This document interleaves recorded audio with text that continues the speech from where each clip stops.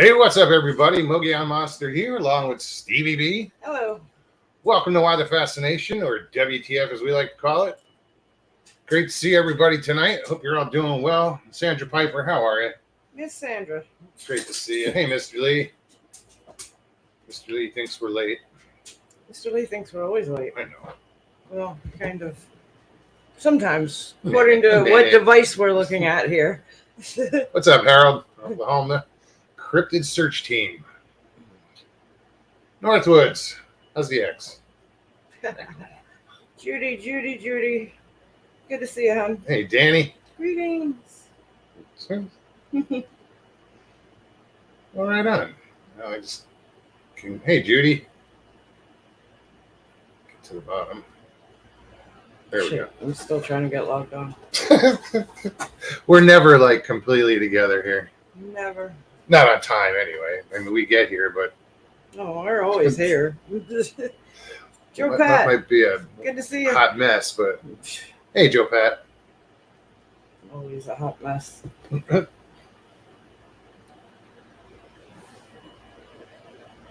You guys shouldn't be fishing so close to showtime, he says. Actually, I was. Well, an hour ago. I was going to say, I wish. No, it was an hour ago. I let the dog out. I took about 10 ago. casts. Did you? Yeah. That's what took you so long.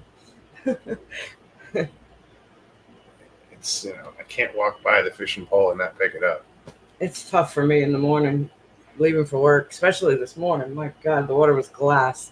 I mean, as far as you can see. Yeah. Usually it is like right in front of the house, but this was across the lake. It was just glass. And I was running late. I was struggling getting out the house this morning, so I couldn't as bad as I wanted to. Robert Denduven. Hey, Robert. Hello, Murray. Murray. Great to see you. How you doing, Murray?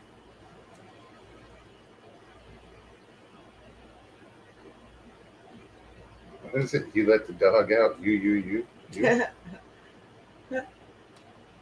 Yes, I let the dog out. Woo. Or me. She's still she's got an injured rib, self-inflicted wound. I think it's worse today than it has been. She's having difficulties, so Hurts to I laugh. apologize ahead of time. Yeah. You're going to be hurting tonight. Stop it. You'll see me off screen. Go off screen. It's because I'm laughing and agonizing all at the same time. Hey, Chance. Anything big happened in the news today? Watch it. I don't. I don't. Couldn't tell you. I think no. I can't say no because I just don't know. No, I think the biggest thing in the news around here, should be the weather. That should be it. So, see, I don't even know what's going on with the weather. It's sunny and hot as balls. Out there. I know Harold just got through some storms, and there's some heavy storms about to come through, like Louisiana. They're still down by Houston. Be careful out there. Yeah, really. We got a lot of friends in that area, and shit goes all the way up to Kansas and goes way up there. I'm getting all these notifications all of a sudden. It's like, oh, you actually turned it off for once. no, on my computer. Well, can't hear it. Yeah, no, why? I didn't do anything about it. No, don't. I was gonna say I thought you were gonna look. I'm like, don't do anything. Don't touch it. No, it's quiet. So right.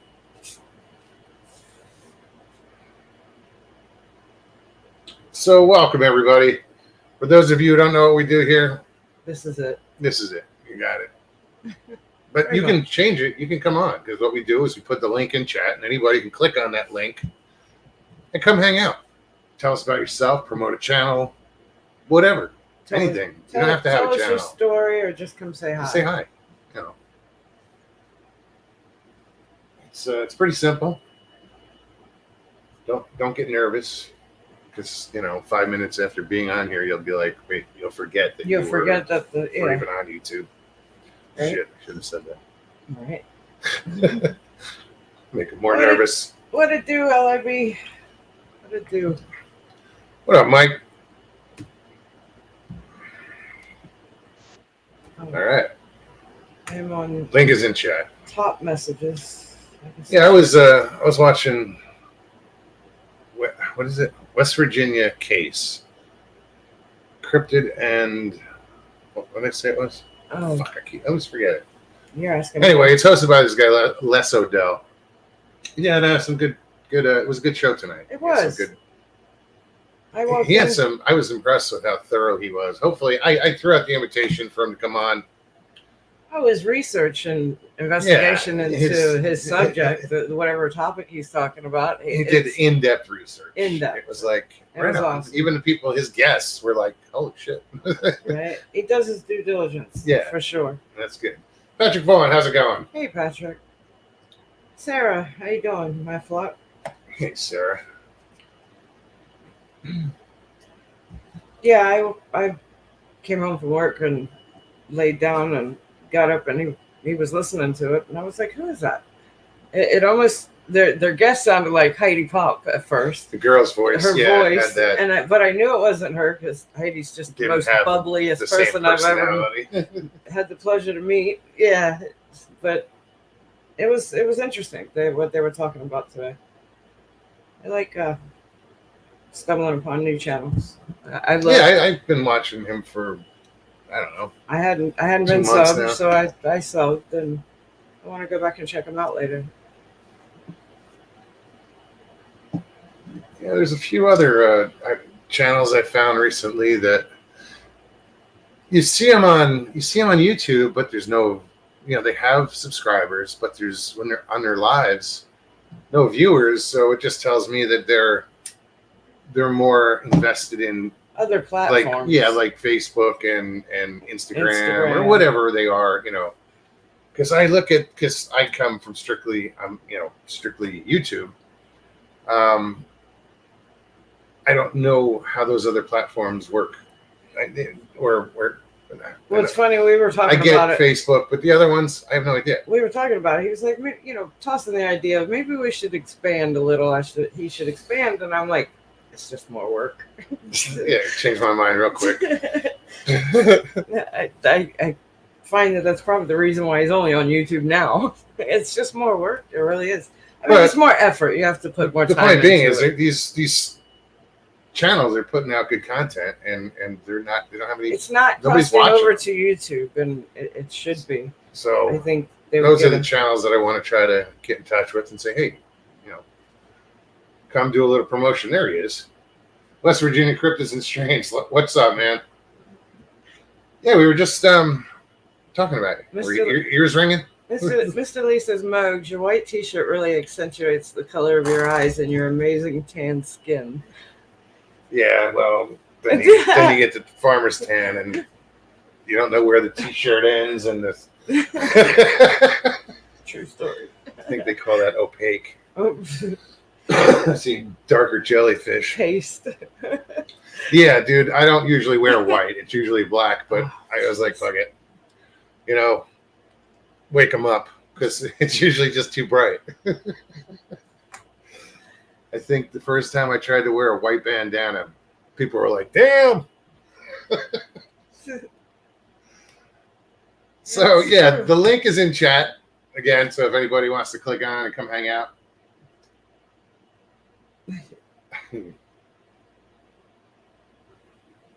Who else is in here? So yeah, so I put out the invite to Les, and then he put out the invite to me because he doesn't know anything about me. As far as this show, I'm sure. And yeah, dude.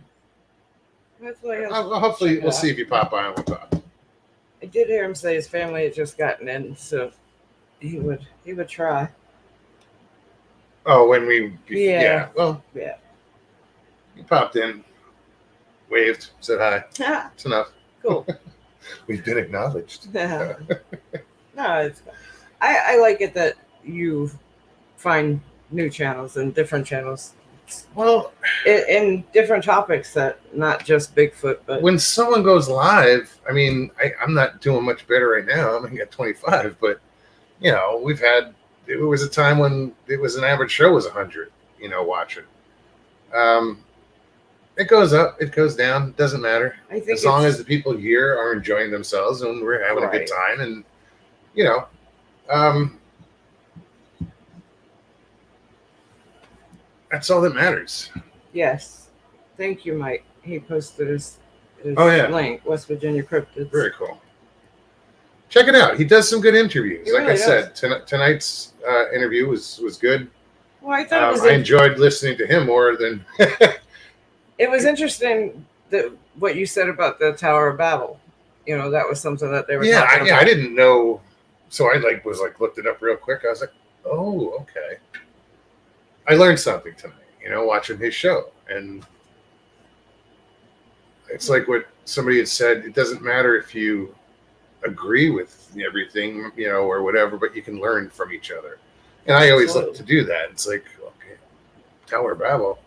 You mentioned about the languages. I had no idea the story behind it, so I looked it up and just did the cliff notes, and went, okay, now I have an idea. The term what it's about. babbling comes from, which we use Which quite I often. use quite often on a daily basis. What we're doing right now. Oh shit! Oh my god! WTF, Mike? What's up, man? What's up, Mike? Let's see. Robert says late spring and summer weather may keep the live viewers down some. It is easier to stay in and watch YouTube when it is below freezing outside. Oh yeah, I've noticed that. I say it's that seasonal. change. Yep. YouTube is definitely seasonal. People, it'll numbers start to go up in October. Where you get more viewers. Yep. And this time of year, hell, I don't want to be on YouTube. I'd rather be outside. Yeah. You know what I mean? Hey, but, Jim. Good to see you. Yeah, we know how it goes. I mean, plus I don't advertise this show. It's all word of mouth. It's always been that way. Right. If I put some effort into it, we might do something. Not am I. I hear my dog whining.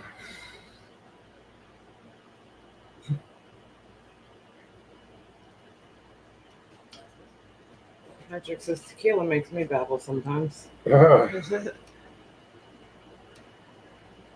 no tequila for me. No. And that's usually that'd be like the only shot I would do in a bar is tequila. Normal. Yeah. I think it's the only shot I've ever done in a bar.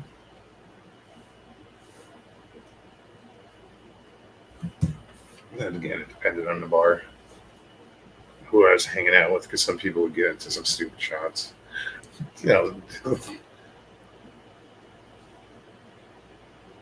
was one. It was called. There was a shot called. Some of you might have had it called a Little Beer, and it's a Spanish liquor called 43, and you would float. I don't remember if it was a Kahlua or something. So it looked like a little tiny beer. It had a head on it and everything. Those would kick my ass. Robert N. Dubin says, a question for you. Any chance you can be outside for a show? I don't know if you're allowed a fire pit where you're living. Yes, we could. I don't think the bugs would be a good idea. We might be in beekeepers' outfits, right? But we would have to be. And it's too hot to be anywhere near the fire to keep the bugs away. So that and the frogs might be too hot. Yeah, that's my only concern is nature, because I used to do in Longwood. Yes, in Longwood. All the shows there were outside. We're outside. We're on the patio. So you're at the mercy of nature and living right on the lake. What did Christy Sci-Fi said? It sounded like frog porn. Yeah. The frogs here are just vulgar. Yeah, they are. I think they have Tourette's. Because I swear, you'll hear this cadence of cacophony of frogs, but this sounds like they're saying, and you'd hear is fuck it. I'm like, did you hear that? She's like, I don't hear it. Now listen for it. Fuck it. She goes, As soon as he Oh said shit! it, There it is. as soon as he said it, I heard it.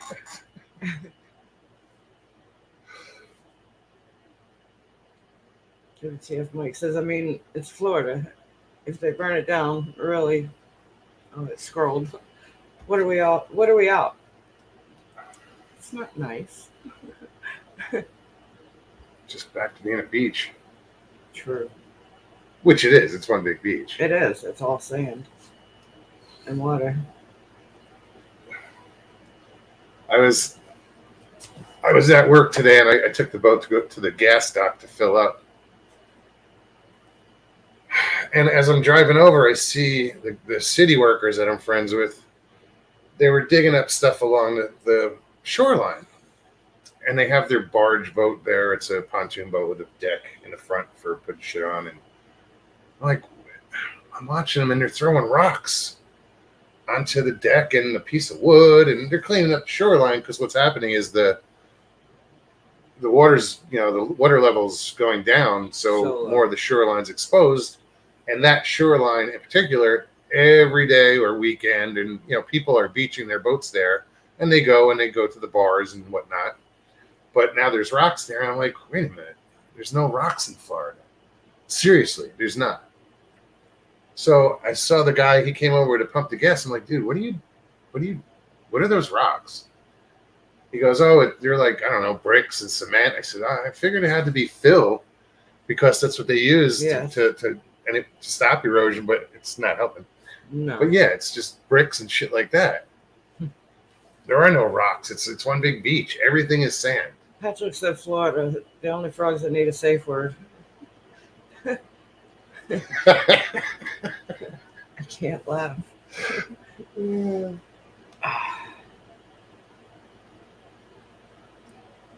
Hey, Elena. Good to see you. What's up, Elena? She pops in. He'll be right back. Oh. Could have waited. Well, I thought it was funny. Mike LRB says, hey, I was going to text you. My first thought was famous last words. I was gonna. I would have done the dishes. Just about to text you.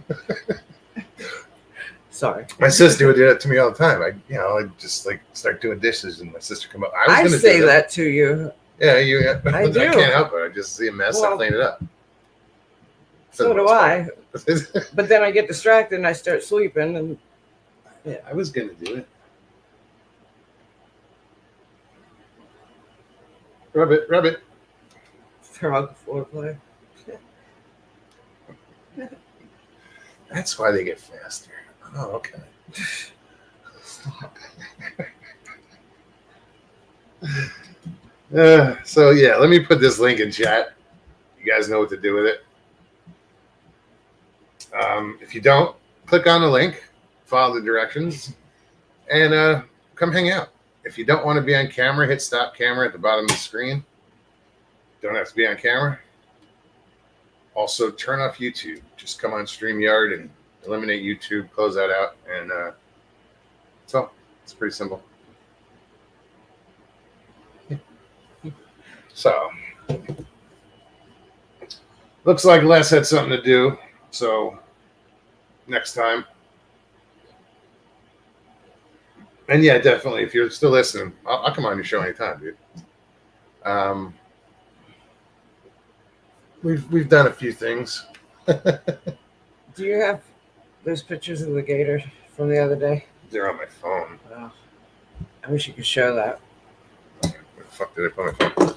So, no, actually, I don't know if I put them on my camera or if it was. You can save them. I might have just sent it to you. I might be able to. What we're talking about. So the other day, he tells me about a dream that he has about a gator. You could tell the dream. But then the next morning, he sends me a picture or a video of a gator out on his dock, and you can see how huge this thing is. It's a big gator. It's huge. I mean, this thing it's a giant. And then it just glides right on over to the dock. Next thing you know, he's standing right over top of it. And the first image I got in my mind was what he told me his dream was. And I'm like, the only thing I could type the quickest thing I could type was "be careful." I mean, this thing was probably not even 10 feet from him. He's I'm standing trying to over look top to of see it. where it is because I sent it to you Yeah, I can bring it up on my phone. I think because I don't think I put anyway.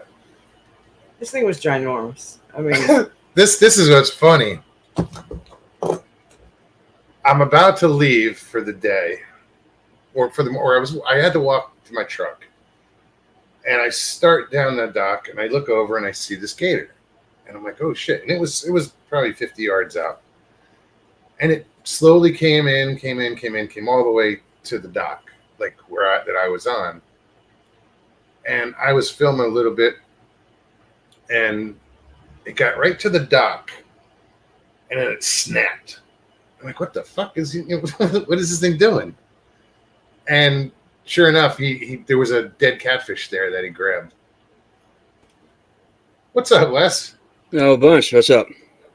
hey, Good to see you. good Welcome. to see you. Yeah, I was in the chat room there. That West Virginia Crypts and Strange Encounter, that's me. Yeah. Very cool. Yeah, I was checking out your show earlier with Jenny and Jamie, and that was good, man. But I was more impressed with you. Right? How thorough you are with your investigation. You know, on that whole cemetery and the people involved and the family, and I was like, damn, you know. You do your homework for Absolutely. sure. It was very Yeah. cool. You got to really. I mean, it's just the way to do it. Try to find out everything. Oh, absolutely.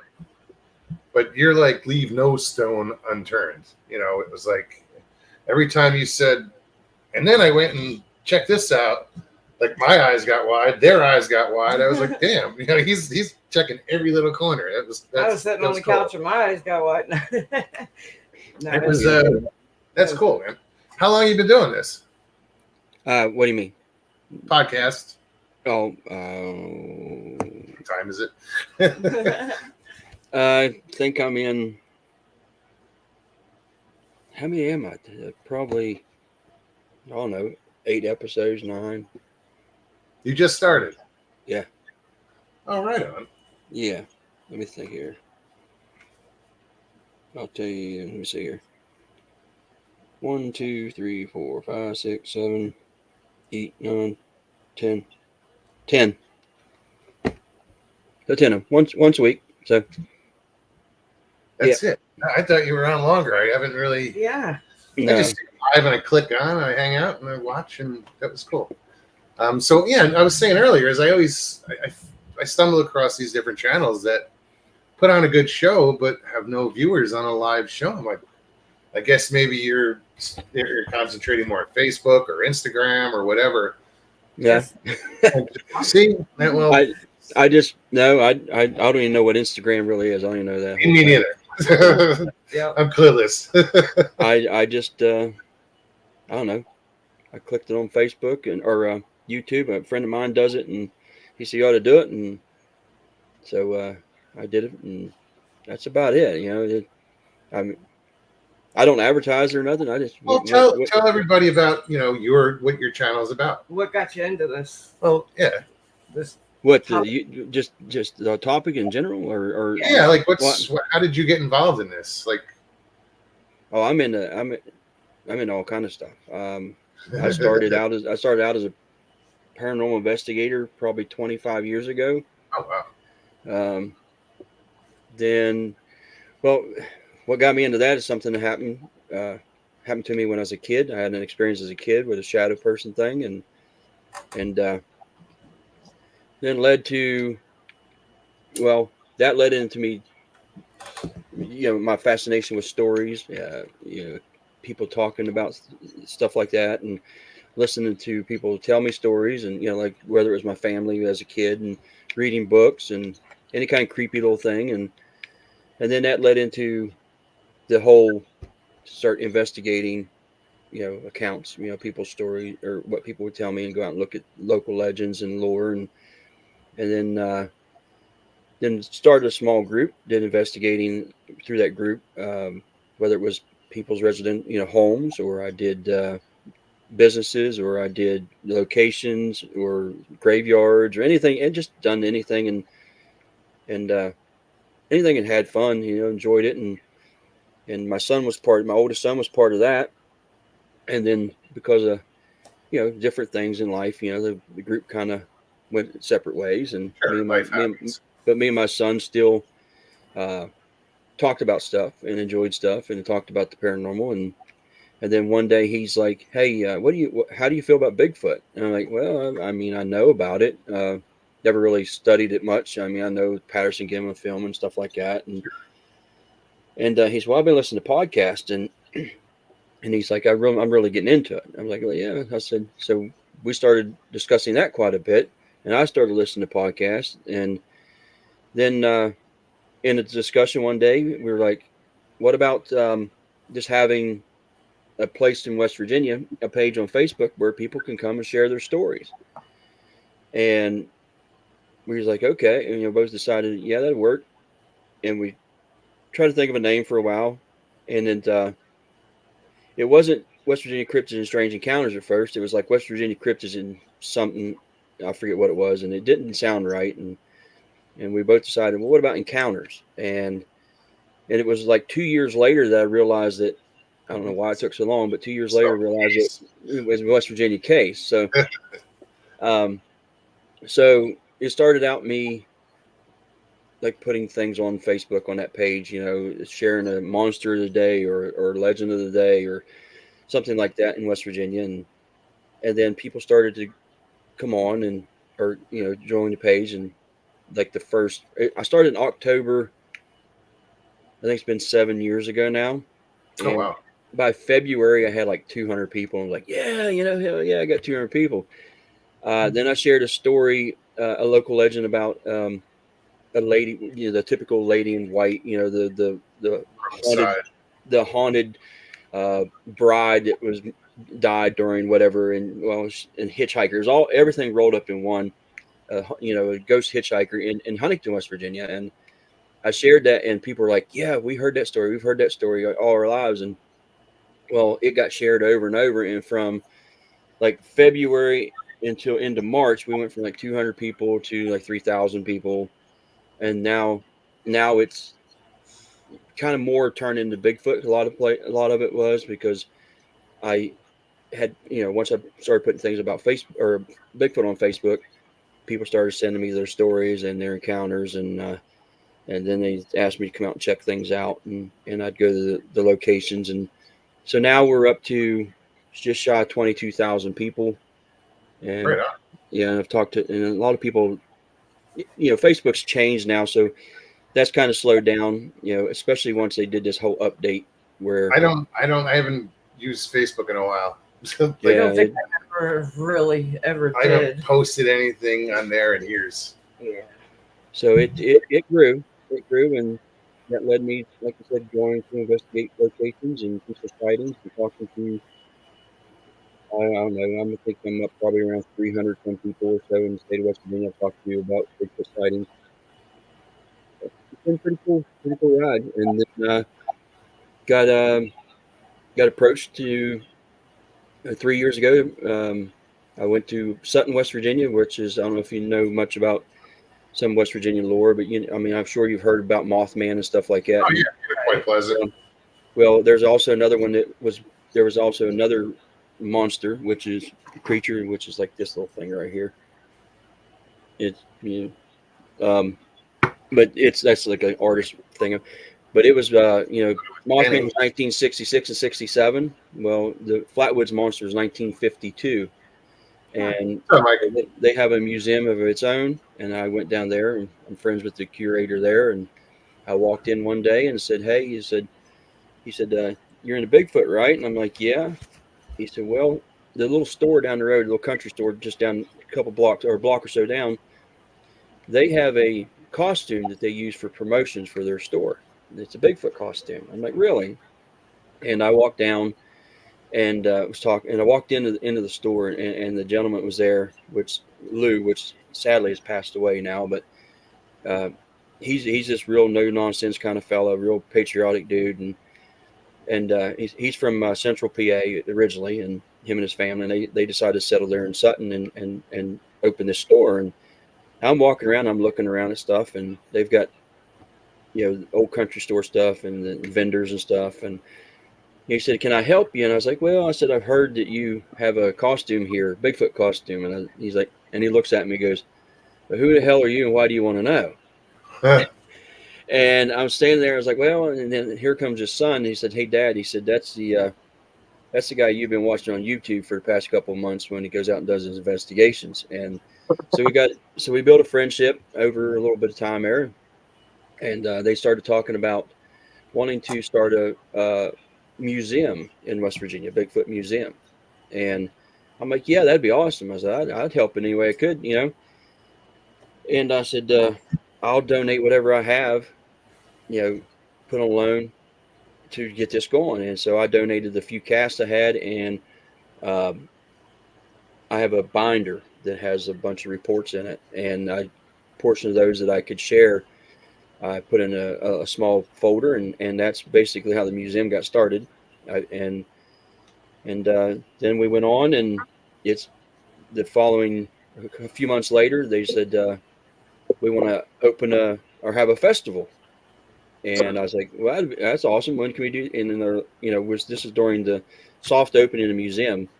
I was like, "When do you want to start do this festival?" And like, "How about when we have the full hard opening of the museum?" And I'm like, "That's only 3 weeks away." So we put on a festival in 3 weeks. The town, which is just a little tiny town, there's not a whole bunch of people. They didn't expect there to be much, people show up. There wasn't going to be like this. This is not going to be anything big. So the fire department across the street decided that they would donate or be part of it and sell food, for the fire department as a fundraiser. So they bought enough food that they thought was only going to be for the people coming, which would be, they estimated 100 to 200 people at the most. They sold out of food in 15 minutes. Wow. That's awesome. How many people showed up? The first year, about 12 to 1,500. Right. Now Wow. we're going. This will be the 4th year going on. The second year, there was estimated probably around 2,000 to 3,000. Last year, there was estimated about between 6,000 and 8,000, probably more around 7. This year's a 3-year event, and they're expecting 20,000 to 25,000 people this year. Wow. Holy That's crap, incredible. Man. That's awesome. And, What- and this, where? Yeah, and when is this? It is June 27th, 28th, and 29th in Sutton, West Virginia, little tiny town. They've had to move it from downtown to a big park up the road. So it's hopefully going to be, last year we had Lyle Blackburn and Ken Gerhardt there. The year before that we had Did they argue over who gets to wear the hat? oh no, they both wear the same hat. I know. Year before that we had Jeff Meldrum. Jeff Meldrum will be there this year again. Right on. Yeah, so Yeah, we saw Jeff at the last year's Florida conference. Well, I just Googled Sutton, West Virginia, and the first thing that pops up is population 840. So the population, like, just And that was of 2022, but I mean, Yeah. wow. yeah, that's a little town for us. I mean, or bigger town for yeah, exactly. right here in this little community I live in. It's called Ida May. Everybody talks about, small towns with one stoplight. We don't even have a stoplight, man. There's only like 200 and some people where I live. That's my kind of town. Right. How Yeah. you I like doing, that. Mike? What's going on, Mike? Good. So listen. Just listening. Yeah, it reminds me of the Whitehall Festival. Like it's just like this tiny little town in the middle of nowhere, and like it's just in this little park, Big and like history, though. yeah, I mean, but there's like nothing out there. Like those food trucks, they they do good. People get hungry. Yeah. But that's nice. It's nice. It's nice when you could start something like that. Like there's I love one in Oh. Jersey coming up. The first of July, and it's the second annual one. It's a Bigfoot conference or festival, or I think it's like a combo. I know Ron Moorhead's gonna be there, so that's kind of why I wanted to go. Like, I've Well, I've won. you're right there, so I know it's it's like right there, but it's not. You know what I mean? Because I have to travel across the island and then go through the city. If I didn't have to, if the city wasn't in my way, like Damn I city. wouldn't care. But I hate it. Like I can't stand it. Can't stand it. I love it that when I'm still scrolling, looking at Sutton, and the tourism page says Sutton, almost heaven. That's then the the damn Bigfooters show up. But then the picture that it shows, it's it's that. Oh wow. Yeah. This is the picture they show of Sutton, where it's just like, damn. yeah, that's a Sutton Lake. That's what they're saying. Almost heaven. Well, How's no. the wind up there? What's the red side? Almost heaven is the West Virginia thing. That's Yes, Yeah. John Denver. yeah. That's true.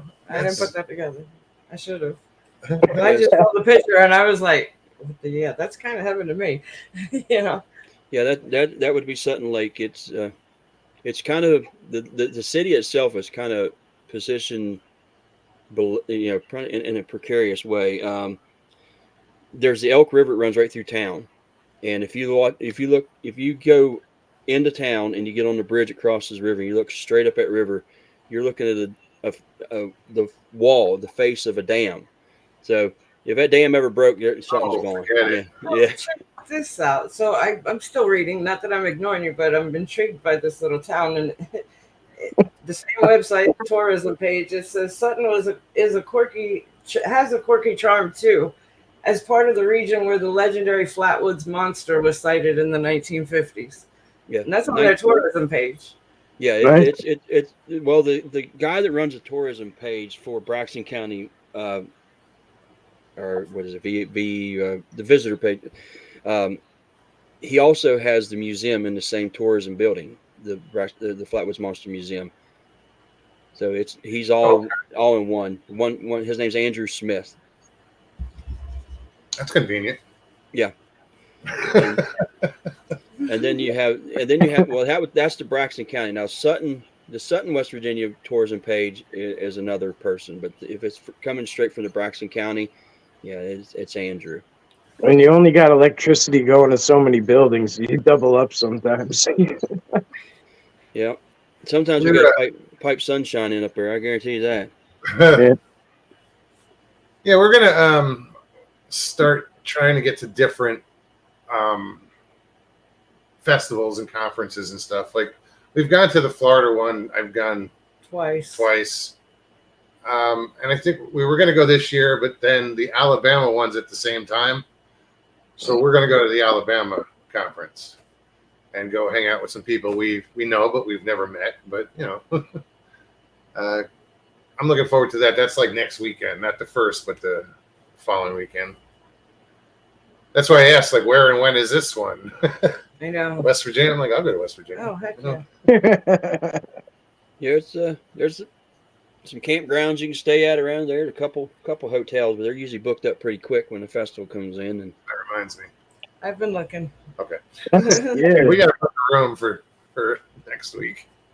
Yeah, Pine Bush. Like I think Pine Bush we had to stay like three or four towns. I mean, like exits away, like all the way up, because the Pine Bush hotel is filled up. And For the I think Whitehall?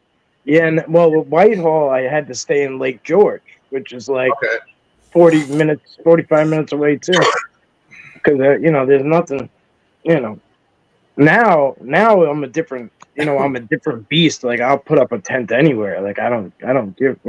Back then I was like scared of the dark. Like I you know what I mean. Like I was like too nervous to like do that kind of. Now I don't care. I don't. Oh, nobody's coming. I'm going. I don't. You come a long way. Yeah. the Mothman Festival here in West Virginia, you better be planning and getting your room at least a year in advance. I was going to say, Really? it's got huge. Point It's Blank. Wow. Yeah, that place runs. Yeah. That's Yeah, it's the festival. Festival alone there for some local businesses is a big part of their annual income. Mm-hmm. Oh, I'm sure. Oh, I Sure. bet. Yeah.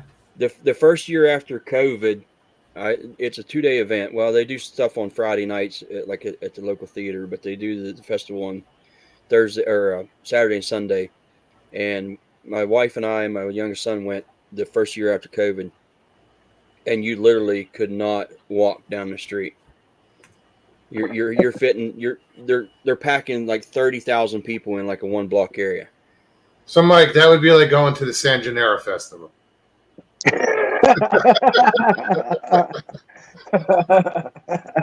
Puerto Rican Day Parade.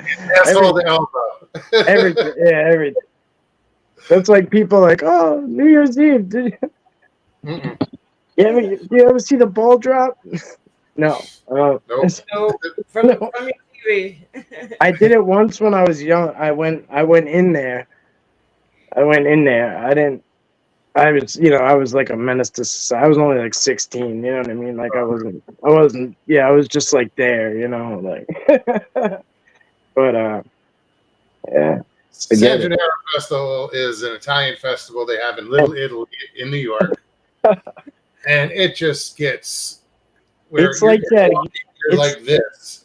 Well, on the island, everybody, because then you're trying to go, well, out here we have.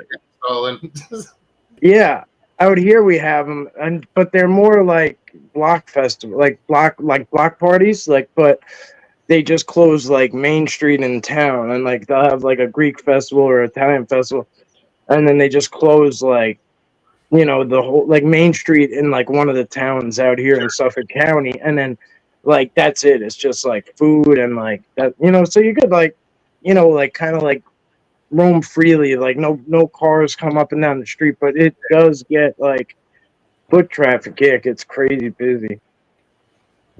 But yeah, it's wild. I just wanted to say hi to some people. Heidi, how are you? Great to see you. Heidi. Blinky one, what's up? Welcome.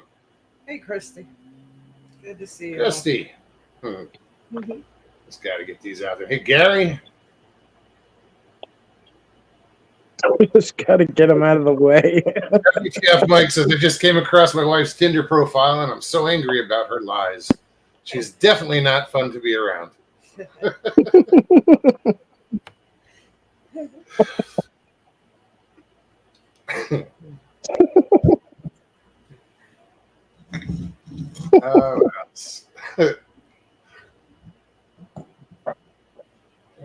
So, Les, you mentioned you got into this because of a shadow person experience. Yes, that's what I'm here about.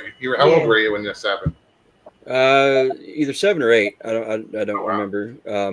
Because it had to be 8, because it was after I was in 2nd grade. So my birthday's in April. So it had to have been, I was probably 8 years old, because it was, like I said, it was in the summertime. But growing up, my family, at the time there was me, my mom and dad, and my younger brother, and there's actually another brother now, but at the time there was only 4 of us, and we moved until I was in 6th grade, the age of what is that, 11, somewhere in there, 10, 11 years old. We moved almost every year that I can remember, and I later found out why we did that. And my dad was, Vietnam vet and had some issues with PTSD and stuff like that, and there was shell shock, back then, and we called it, and he thought he was being haunted by, which he, I guess you say he was really, by something that happened there. And well, anyway, we moved into this farmhouse, and it was an old farmhouse built in the late 1800s. It was a really cool farmhouse set on, I don't forget how many acres, but it had a barn, it had a tractor shed, it had this big block building that we used as a chicken coop, and a lot of outbuildings. And an outhouse. I used an outhouse, yeah. And so we moved in, and from the time that we moved in there, I just had the weirdest feeling that the house, just gave me creeps, and I had the weirdest feeling that I was always being watched, and I was scared to death to walk past any room that was dark, because I thought something was going to grab me and yank me into this room, and you could pass all that off as a overactive imagination of a kid, I guess you'd say. But After we had been there for a while, and my brother and I shared the same room. We had a set of bunk beds, and it was right off my mom and dad's room. And this house was old enough; it didn't have actual light switches. We had it push button, these old push buttons, and the light that went into our room, the switch, if you pushed it, you had the contacts or something. It was goofy, and you had just a few seconds to get from the door to the bed. And I'd push it, and Oh, I'd run straight to the bed, turned and then itself off. the light would go off. Well, I forget how long we were there, but I remember, like I said, it started in the summertime because we were out with the chickens and feeding chickens, and I remember all that stuff. But uh, as I would lay in the bed, I was on the bottom bunk. I would like if you'd walk in the door, our bed would be on the left hand side, and then you had a window directly across from the door, and the other wall on the right hand side, and there was a corner. Well, I started noticing these shadows that would move across the opposite wall, and they didn't have any form to them. They were only probably, I don't know, probably maybe 2 feet tall, but I could see shadows moving, and would watch them, and just terrified, tried to scream for my dad, couldn't scream for my dad, and I'd cover my head up, and I'd look, and they would be gone, or I'd fall asleep, after some time, and that happened a few times. And then one night I was in the bed, and I was getting ready to go to sleep, and I started seeing the shadows again, and they start moving. And this time, it wasn't just them that I could see. I noticed in the corner, like caddy corner, directly, from where our bed is at, in the far corner, I seen this tall, figure standing there. And this one had form. This one had shape. I could see the head. I could see the shoulders. I could see the arms, part of the upper body, but from like maybe the mid torso down was just like a solid, like shape. No, there was no definitive legs or anything like that. And to this day, I would that shadow. I call it the overseer because it looked like it was watching these other shadows move across the wall. And as I'm laying there again, I tried to scream for my dad, and I couldn't. And I just cover my head up and hope it all go away. And eventually it would, or I'd look and it was gone, or I'd go to sleep again. Well, it happened a few times, and I remember distinctly. I know 3 times for sure. It may have happened other times. I just don't remember. But there was 3 times. On the third time, I'm in bed, and I'm thinking, oh my God, it's there. There it is again.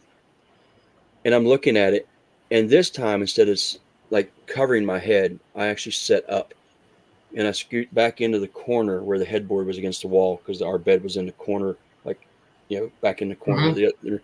And I scoot up in the corner, had my back against the wall. And as soon as I did that, this thing went from looking at those other shadows or in the direction where they were going, it turned and looked at me. And within a split second, it came from the other side of the room over to my bed, underneath the top bunk, leaned in, and was within 8 to 10 inches from my face. And I'm sitting there looking at it, and it didn't have any shape. There was no eyes, and there was no nose. It was just, or it didn't have any definitive features. It had a shape. It had a head and shoulders, and this thing, instead of it being like a solid, I guess you say just black, like a dark shadow, like almost like if you had a cut out in front of you. It was dark. It was darker than everything else, but it moved inside the shape. This stuff thing or whatever moved like smoke inside, or whatever you want to call it. That's what I call it, like a smoke inside this shape. And it rolled around, and I remember looking at it, and it just backed up, stood back up, and turned to its left. And I can't say walked because it didn't have any legs. It kind of floated or glided, I guess you say. And we went through the door to my mom and dad's room and turned left. And that was the last time I seen it. And I don't know, it wasn't too long after that we moved again. And that's how I got into all this crazy nonsense, I guess. Wow. Wow. Stevie's had a lot of paranormal stuff. I've had paranormal stuff, but apparently that what you've gone through, what you've seen, is pretty common. Because I'm looking in chat. Let me scroll down. I like how you described the color of it. The 'Cause swirling in the face, or well, no, just the darkness, like a cutout. okay. That's exactly what I can relate to, because I've seen something in the corner of my daughter's house. It was that full. You could tell it was in the shape of a body, a head, shoulders. As if a man was standing there with his arms down, just that solid. And the way that he described the color of it, it's such a darkness. It's such a black cutout. I was like, oh yeah, that's a good way of putting it, because that's what I saw. It's such a darkness. It's so definitive. It's bizarre. It's like it doesn't fit. It's not right. Yeah, put it in those words. That's perfect description of it. It could be like if it's completely dark in a room. This thing was darker than that, almost like it has absorbed any light that was inside the room. There was nothing reflecting. It was, and it just stands out so perfectly in that darkness. It's just bizarre. Yeah. Definitive. Yes. Yeah. Absolutely. That's been 42 years ago, and I remember it like it was yesterday. Wow. Mr. Lee said, he's had experiences like where he says every day feels like he's being watched. Yeah, never goes away. Elena, I know exactly what he's talking about. Yeah, they don't hide. Both of these guys are from the UK, Mr. Lee and Elena. So since then, Christy, me too. Have you experienced that anything similar to that since then? Oh yeah, that's what I was talking when I started to say my dad had issues. How do I want to put this? He called it the Odell curse. Over the years, he's called it the Odell curse. When my dad was 5 years, if you guys want me to go into it, I can. I mean, it could take a little bit of time, but you got time. Sure. Okay. when he was 5, my dad swore that. Okay, what happened is he used to stay with his grandmother quite a bit, and apparently my great grandmother was a practicing witch, of not the good stuff, the kind of the dark stuff. And so he would actually stay with her.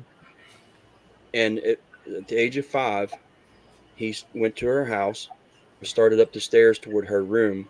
And to the day my dad died, he hated stairs, especially the top parts of the stairs.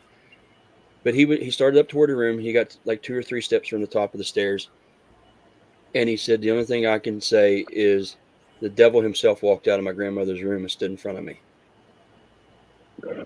And he swore, all his life. Well, then he went into, as he got older, he ended up he was drafted into the Vietnam War.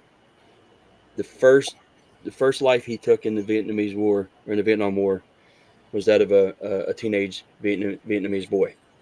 Didn't know it. The boy come out of the woods with the machine gun or whatever it was he's carrying, and my dad shot him.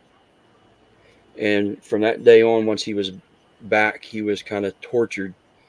And it was years later he told me why or what went on, but he was tortured by this the spirit of this boy or something else, or he had an attachment from. Yeah, he doesn't know for sure if it was the boy or something else from his childhood, but he called it the curse.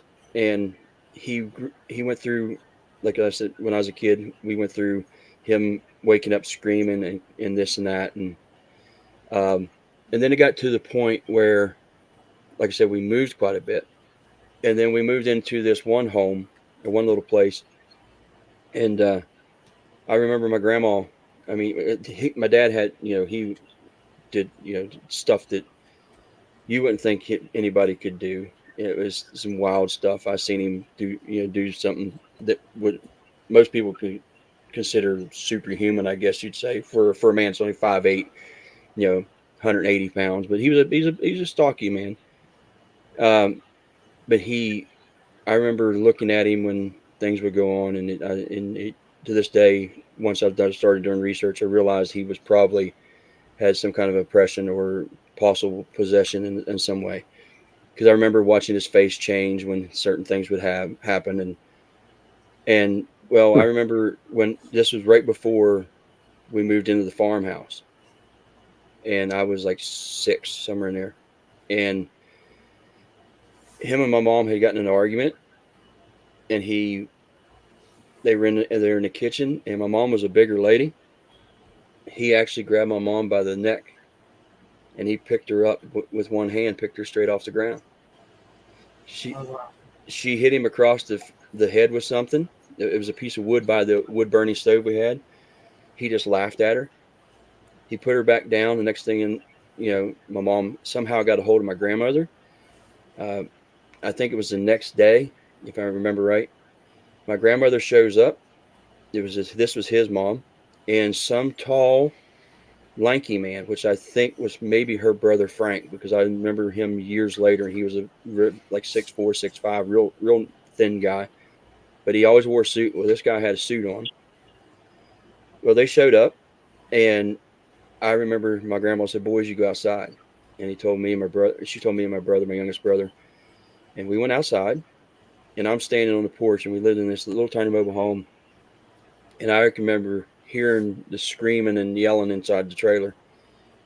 And then all of a sudden, I could feel this vibration. Mason, get over there. And I could feel this vibration, like on this little porch. And then the door flies open on this trailer, and this wind hits me, like wind, I guess that's what I call it.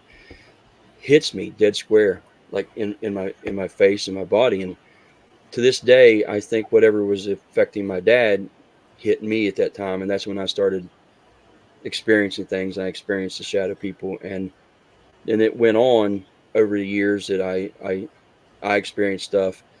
Then my oldest son started to experience stuff, and it would be there was always a shadow person or something that had to do with a little boy figure of some sort, like Dad, this. tell me what happened to me. Wait, Mason. This entity, whatever, took the shape or embodied something that had to do with like a little boy figure. My oldest son, like I said, he's the one that got into it with me. But when he was like 4 or 5 years old, his mom and I had divorced. And where are you going? Here. His mom and I had divorced, and there was a time when he would come over. He'd tell me, he said, "Dad, I don't want to go in the house." He said, "It's cold in that house." He said, "I don't want to go in there." I'm like, "Why don't you want to go in there?" He said, "I just don't want to go." He said, "It's cold. It's cold." And I didn't understand what he meant by it was cold. So we got to the point where he did not want to go in. And then I was like, "Man, you got to tell me what's wrong." He's like, "Well, there's a little boy in the house." I'm like, "What do you mean a little boy?" He said, "Yeah." He said, "There's a little boy in there." I said, "What's he look like?" He said, "Looks like me and you, Dad." He said, "Just like a little boy, or not me and you." He said, "Looks like a little boy like me." I was like, "Well, what's he doing?" He's like, "Well, his name's Kevy." I was like, "Well, okay." I said, "Is there anything else about him?" He said, "Yeah." He said, "I'm scared of him. He tells me things that, this is going to happen, that's going to happen, and stuff like that." And I was like, "Okay." And he said, "The really scary thing is," he said, "he's got yellow eyes and sharp teeth." And I'm like, "Really?" So I went and talked to my grandmother and talked to her about what went on when Dad was whatever. And she goes, "What you need to do is you need to go in your house, and you need to claim your house, and you fight this thing in your home." So I went in, and I did. I by myself, I fought, I guess, a spiritual battle with this thing in the house.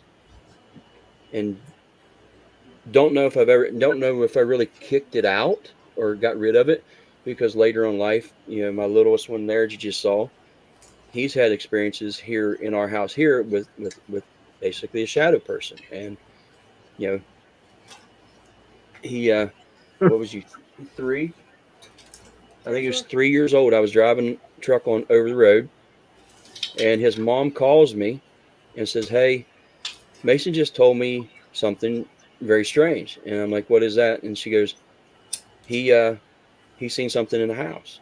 I was like, when I got home, I talked to him. I said, "What'd you see in the house?" He said, I seen a figure, or I seen this person in your bedroom. And I No, was it like, came out of his bedroom. just wait a minute. And he said it started coming out. And he said, I said, what it looked like? He said, it looks like me and you. He said, but it's all black. Like just you. Taller. He said, Tall as you. so he goes over and shuts the door and said he was protecting his mama. No, Yeah. I fought it. Okay. And but that's been, I've had other times where there's been things seen in the house, and so I still think there's something, and like I said, my dad called it the curse, and even to the day my dad passed away, I experienced stuff. Like, it was weird. It was even weird then. Did you ever talk like later on in life about like what happened that when you were a child when they did that cleansing? Your grandmother and your uncle and. No, I didn't really know my uncle. He was my great uncle. I do remember seeing him years in at a family reunion. I think it was the same guy. I don't know. I never really talked to him. My grandmother she just really never said much about it. Wouldn't talk much about it. My mom, she wouldn't. No, she wouldn't even discuss anything like that. And Dad was just like, "Hey, I just going through a rough time. Just going through a rough time." And he called it the curse all the time. So.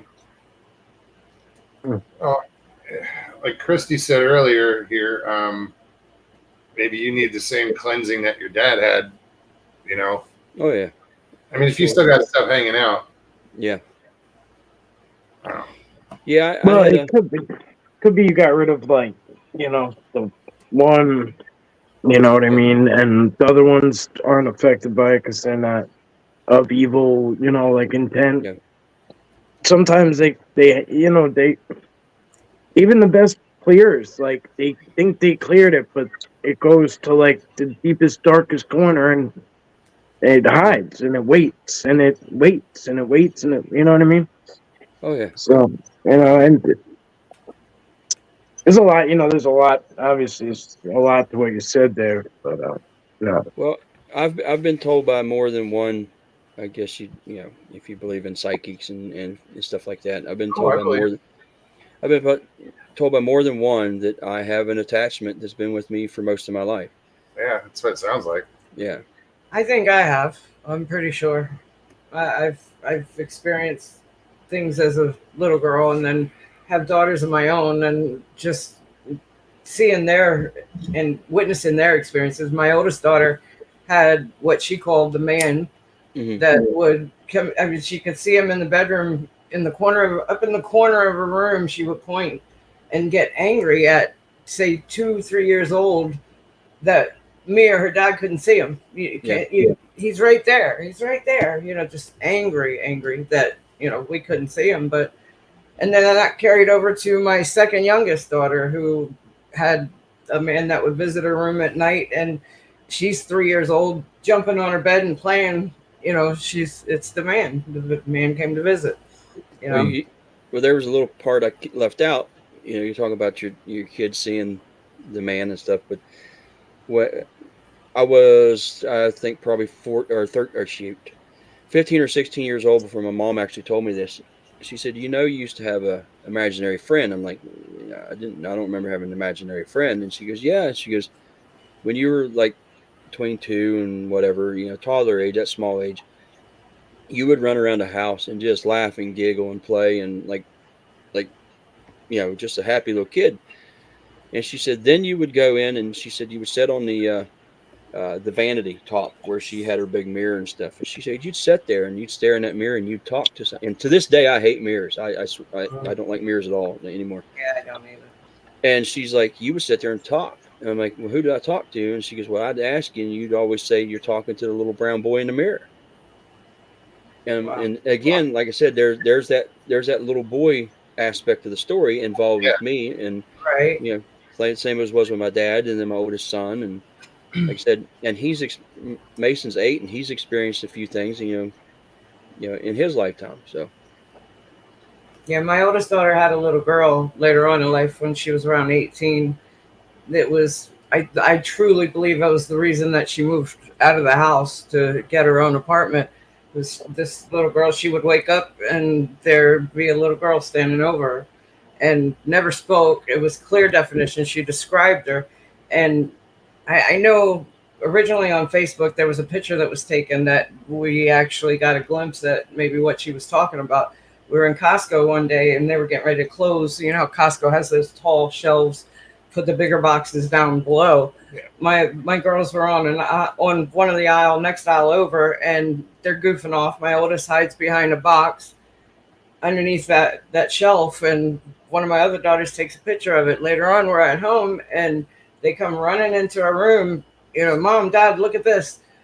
They showed us the picture, and you could see the face and the upper body. It's translucent. The body part is of a little girl with dark hair that almost resembled my youngest daughter. And at first it was like, are you sure Celia wasn't? But then I remember Celia was right beside us the whole time. I was looking at the instruments. She was fooling around with the keyboard. She was right there with me the whole time. So it couldn't have been her. But then fast forward a couple weeks later, my same daughter, oldest daughter, is homesick from school. My youngest was in kindergarten. It was her first year of kindergarten. We, anytime my girls would be homesick, we'd camp out on the bed and put some movies on, and that's where we stayed, in my room on my bed. My daughter's to the right of me, closest to the door. And, my youngest liked to kind of pick with my oldest. She would, just bug her, annoy her on purposely. And here we're sitting there talking, and Celia, my youngest, comes walking in, kind of, just kind of skipping into the room. And before she could get through the threshold of the doorway, my oldest is telling her, Celia, go. Like, no, not now. And I'm still looking at the TV. I see out of the corner of my eye her skip back around the corner to her own bedroom. And then my oldest and I lock eyes, and I guarantee you both our eyes watered because my daughter was at school. My youngest daughter was at school. So here, it couldn't have been her. There was nobody home. There was nobody else. The dogs were laying on the floor all around us, and they perked up. That's the thing. They actually perked up, but it was just that quick of a interaction, and that I was convinced there was definitely something going on. Well, in circumstances like that, I have you ever heard what they call the stone tape theory? Don't think I have. No. What the stone tape theory is basically your surroundings, materials in your surroundings, whether it's even the wood in your house, can absorb energy and hold that energy. Sure. That's where a lot of phantom smells come from. Like people go in a home and their grandpa smoked a cigar all the time. Well, once certain things, the conditions are right, the wood or something may release that smell. Deodorant, yeah. Well, in the stone tape theory, it's basically the same thing. Once certain conditions are right, the energy replays itself. It's almost like a videotape. So sometimes in hauntings, you're not being haunted by a spirit or something. Someone has passed away. You can actually be haunted by an actual living person. Actually, yeah. The energy living. For example, you have a roommate, and every day that roommate does the same thing, goes to work at a certain. You have I'll say you have alternating schedules. You work at night. He or she works at day during the day. So every day that same pattern is repeated. It's imprinted. It's imprinted, yeah. And one night you're laying in bed, your roommate went on vacation, and you hear the same sounds, and a lot of times you can be haunted by a spirit, or not spirit, but energy of a living person. That's the residual energy. It's funny that you say that, because the other day, excuse me, I was off work. We're roommates. We're sitting right beside each other. Like here. I'm laying in bed and I hear him in the kitchen. I actually hear the water in the sink, what I thought, and I heard him cough. And I remember having the thought, oh, his reservation canceled. I'm like, yay, for a second. I get up soon after that, and first thing I do is I hear it quiet out here. So before I even hit the hallway, I hear it quiet. I look out the window and his truck's not there, and I'm like, what the fuck? I just heard the faucet in the kitchen, like he was making coffee, and I actually heard his cough. I could have swore I did. You know, I said it to him. I don't know that I've been here long enough to form a residual I don't know energy. I don't know if it's that we've been around each other for for all this time. I don't know, but I could have swore. I even asked him. That was one of the first things I asked him, saying good morning. What time I'm did like, you leave what this time morning? did you leave this morning? Because it was either I heard him when that actually happened and I dozed off back to sleep, or It doesn't necessarily have to be me. We're using the same coffee maker that's been here for yes, 30 years. and there's definitely things have happened since we moved in here. Yeah, there's been little things that you just see something out of the corner of your eye. Well, little things. I saw the cabinet fly open and slam up against the other cabinet. The first night I stayed the night in this house. I was up. It was so hot. It was 100 degrees that night, and we didn't have the air conditioning wasn't working yet, so I couldn't sleep. I walk out here into the kitchen area, and I'm leaning across the dining room table, and it kind of put my eyesight right to that exact cabinet corner of the sink, and watched the cabinet fly open, slam so hard open that it hit the back cabinet and slammed shut again. And I remember not even like standing up all the way from leaning over to grab my cigarettes. And I said it out loud. I'm like, okay, I see you. I'm like, don't start. Every place that I've ever lived in, ever since as far as I can remember, I've had stuff happen. I've seen things. I've seen apparitions in the corner of a room that, later on, what I think was my ex-husband's father who had passed. I never met him. Looking through pictures that his sister had sent him, probably a year or so later after I saw what I saw, and just having that gasp. I mean, it took my breath. I'm like, that's what I saw. That's who I saw. I mean, I've had things going on since I was a kid. I can't even remember. My experiences have been paranormal too. So I've been into that for a while.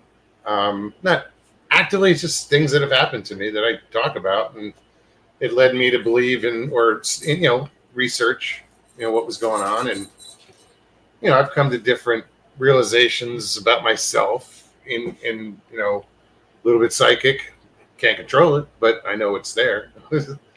I know it's there. But like, I'm into the Bigfoot thing. I'm fascinated with Bigfoot. Not a researcher. I'm an enthusiast. Yeah. But I've been doing this for 4 years now. This show.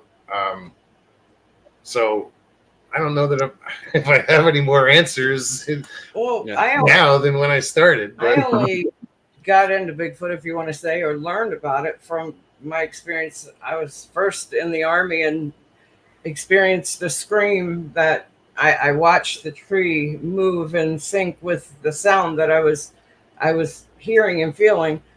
And fast forward 10 years later, not knowing what happened then, having almost exact same thing, but 10 feet from behind me is what it felt like. I felt it go through me. Something screamed at her. Something screamed at me. And over the course of the years, I mean, the first experience, the first scream was back in the late 80s, early 90s. Well, it was the early 90s. And over the course of the years, Google being formed and, what it is now, I was able to occasionally go in and research just forest sounds, animals, trying to figure out what it could possibly be, knowing in the back of my mind that there ain't a damn thing out there that, in the realm of normalcy as far as forest animals that would create that feel, that sound. And one of the first clips of audio that I heard was in reference to a Bigfoot, sound. It wasn't the Sierra sounds, or I couldn't tell you what it was, but it led me to this community of Bigfoot enthusiasts and researchers. Just this whole world of Sasquatch, and it's the closest sound that I can compare to what I experienced is that. So I have to believe that there's definitely something out there that would have that lung capacity. Are you talking about the Ohio Howl or something like that? I don't know what it was exactly. It was years ago that I just stumbled on something from Google that led me to YouTube video of somebody's audio out in the forest in the middle of the night is what I remember, and it led me to find like Bigfoot Odyssey and this community, and Me. I've been and him. That's how we met, and this is my best friend. So Bigfoot's been a big part of my life for the last. Bigfoot changed my life. Yes, absolutely, 100%. Sounds weird, but It is weird to go from having all these experiences of unexplained and paranormal and spiritual from childhood to then experiencing something like that. It's kind of, it makes me question a lot. Mr. Lee wants to know, Les, any poltergeist activity in your past or current home? None in my current home, but I mean, as far as other than investigations, I've had stuff move and seen things during investigations. Would happen. The only thing I can remember was the house that I was talking about, where my son was seeing the little boy. I would have things happen there. Let me think. There was a couple times where. Let me think. What was the best one to tell you? Well, okay, I was at my living room, sitting on the couch at the living room, and I had the coffee table was in front of me, and I was working.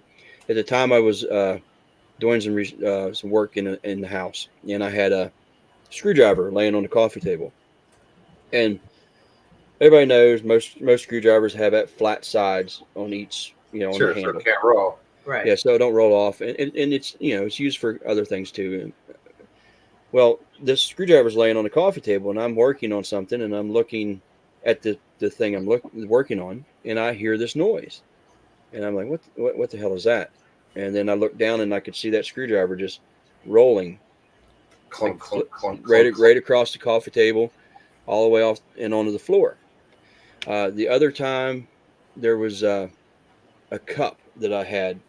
I like certain glassware. I used to like little pieces of it. And this was a piece called Carnival glass, and it was this little cup I had that I got my mom years ago, and she gave it back to me, and it's sitting on the shelf, and all of a sudden, for no reason, it breaks dead in half and falls apart, falls in half.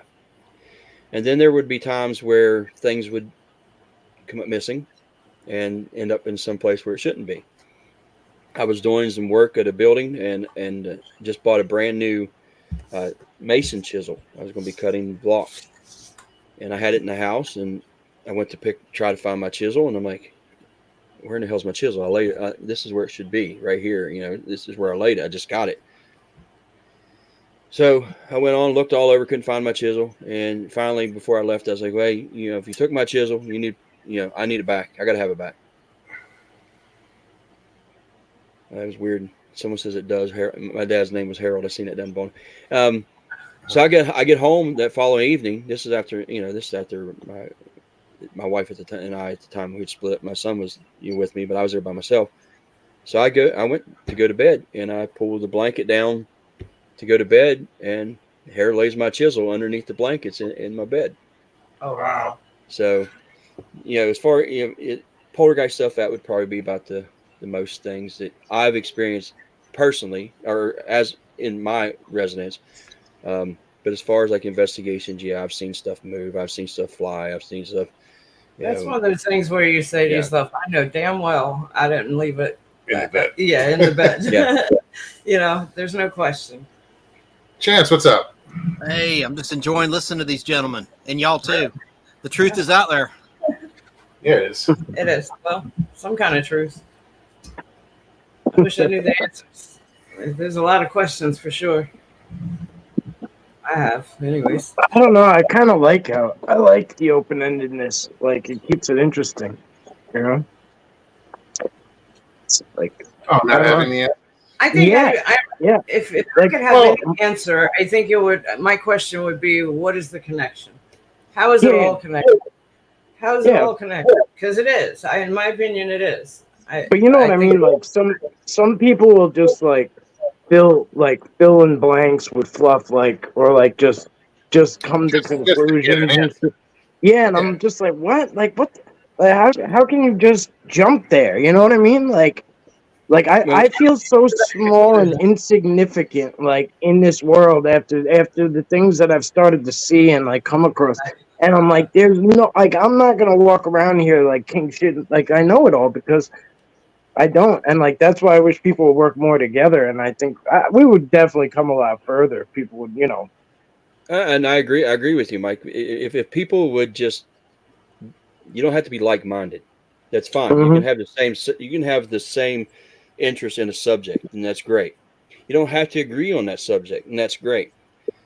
But to share, here's the thing: if you're so close-minded that you think the only thing that's out there is what you found, and you're the only answer. The only answers you have is what you found. Mhm. Then you're just sadly mistaken.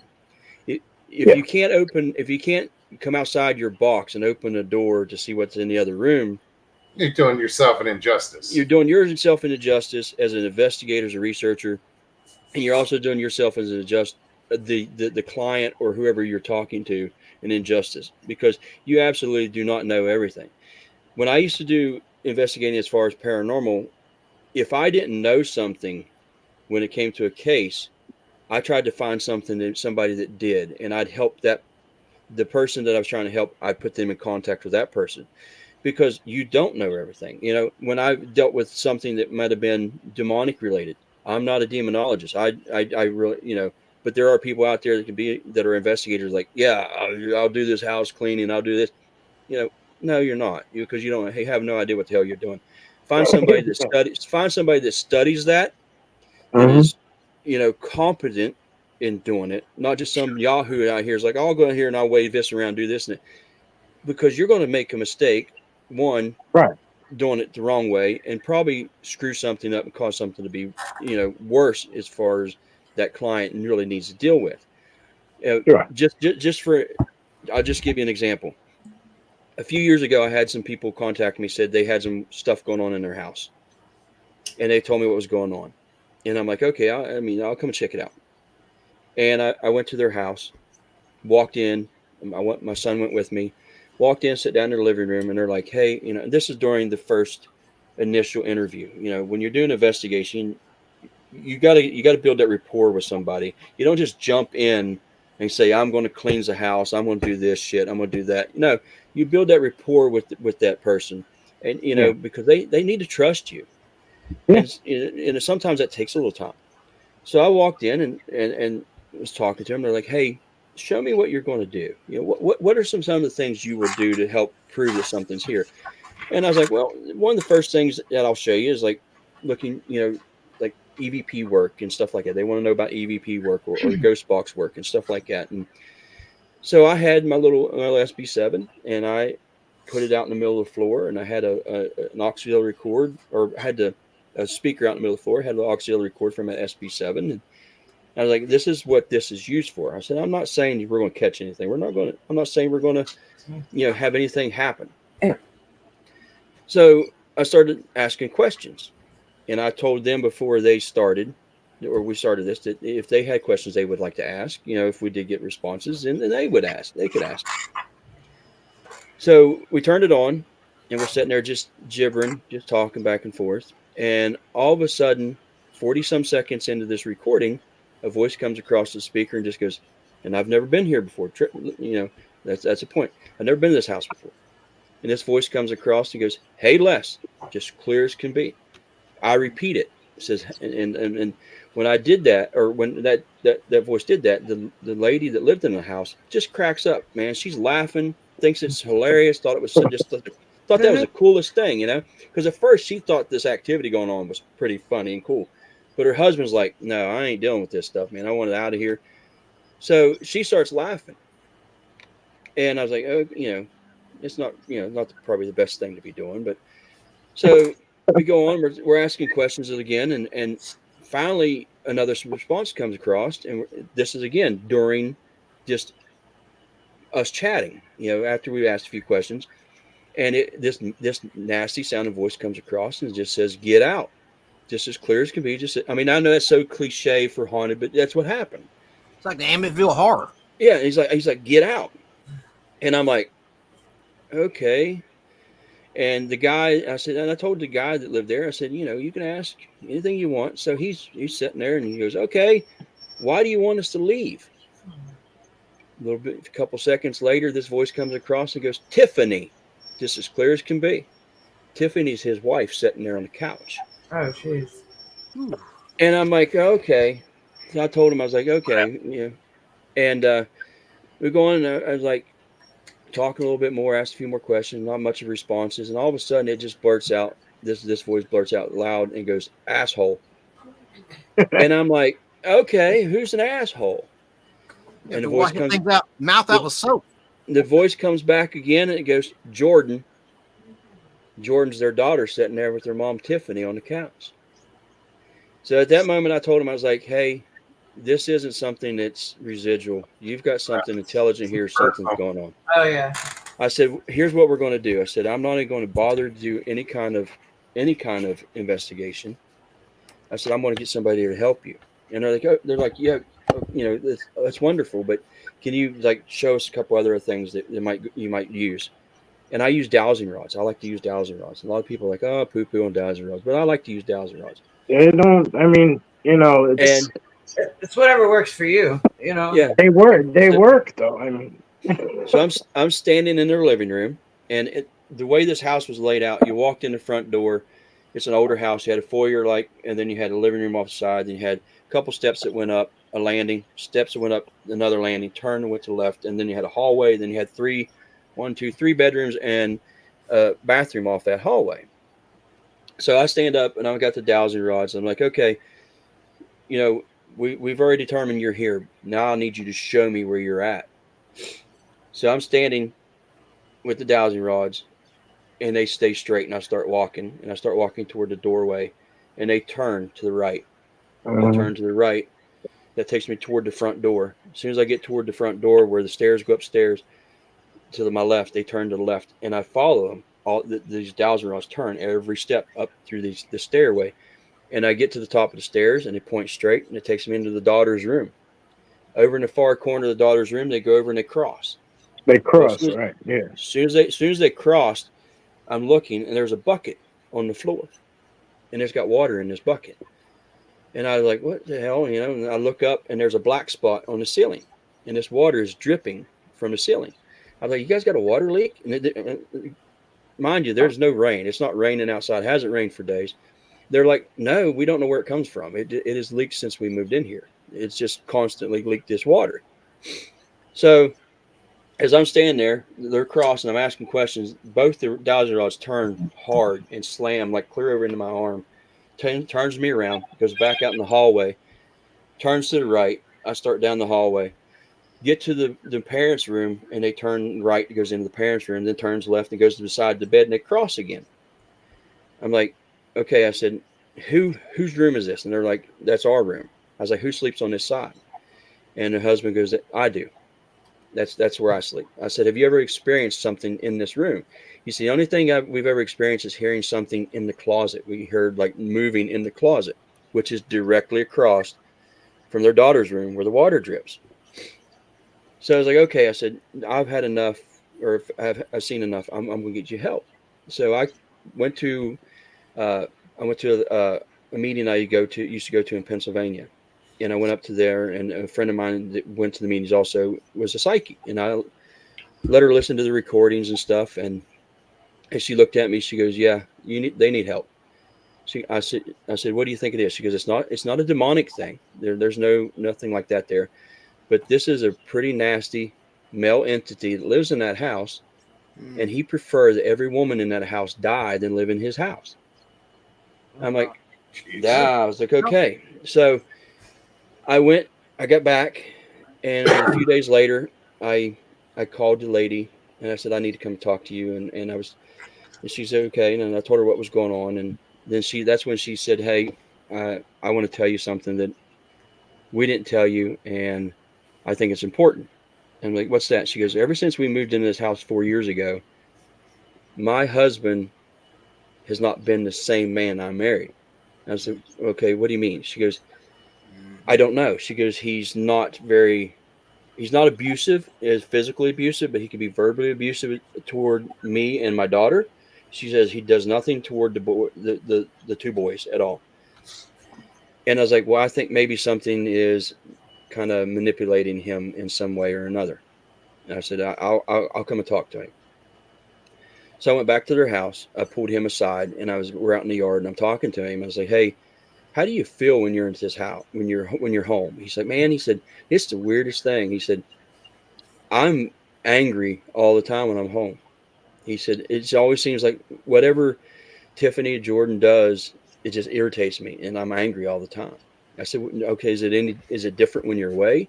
He said, yeah, we could be away from home. I'm fine. He said, but once I'm within a couple miles of his house, he said, it just feels like something affects me and I'm angry.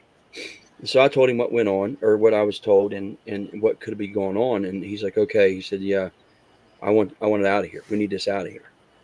So I got a hold of a couple other friends that are Wiccan, but they do cleansings based on the faith of the home. You know, if you're Catholic, they would do a cleansing in that respect. So I met up with them, and I didn't tell them a bunch. I just told them a few things that was going on. I didn't tell them about the whole stair. Well, I forgot to mention they were hearing stuff on the stairs and stuff like that. That's the stuff they were telling me they heard, were dealing with. Footsteps on the stairs, things moving in the house, just the weird stuff. So I didn't tell them much about that stuff. And so when they showed up, I met them at a Hardee's down the road and took them to the house. And I told Gwen, I said, hey, here's what I want you to do. I want you to go in the house first, because she was a sensitive. And I said, Ben, you follow your wife, and I'll stay behind, and walk behind you. As soon as we went in the door, Gwen starts up the stairs, and she gets almost to the last landing before you turn left to go up to the daughter's room.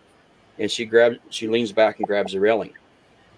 And I'm like, are you? And Ben, her husband's like, are you okay? Are you okay? I'm like, I said, Gwen, are you okay? And she goes, yeah. She goes, somebody or something just tried to push me down the stairs. So she goes through and she follows the same footsteps I did with the dowsing rods. She ends up into the mom and dad's room, and she's standing beside the bed, and I see her put her hands out, close her eyes, and she's not talking, but you could tell she's in a conversation or argument with somebody, with her body language. And I was like, she turns around and she goes, he's pissed. And I'm like, who's pissed? She goes, the man that's in his house. She goes, he's called me every name in the book, and he's threatened to kill me and everything else. She goes, we need to help. So we went through. They did their cleansing, then they did a binding or whatever they called it, and to the point even where the oldest son was like, started acting funny. He's like, I'm getting out of here. I'm going to go, because he stayed in a camper outside. He was a little bit older and had his own little camper. And I was like, buddy, you're not going anywhere. I was like, because you're going to be cleansed just like everybody else in this house is going to be cleansed. The house is going to be cleansed. Your camper is going to be cleansed. You're not leaving. So finally got him to settle down. And then after a little while, the daughter finally says,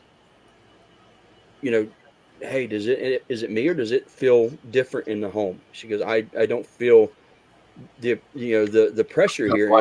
It feels lighter. And the mom says, yeah, I feel the same way. So we had chatted for a while, and I told him, I was like, this may not hold the entire time. We may have to come back again. This may not take the first time.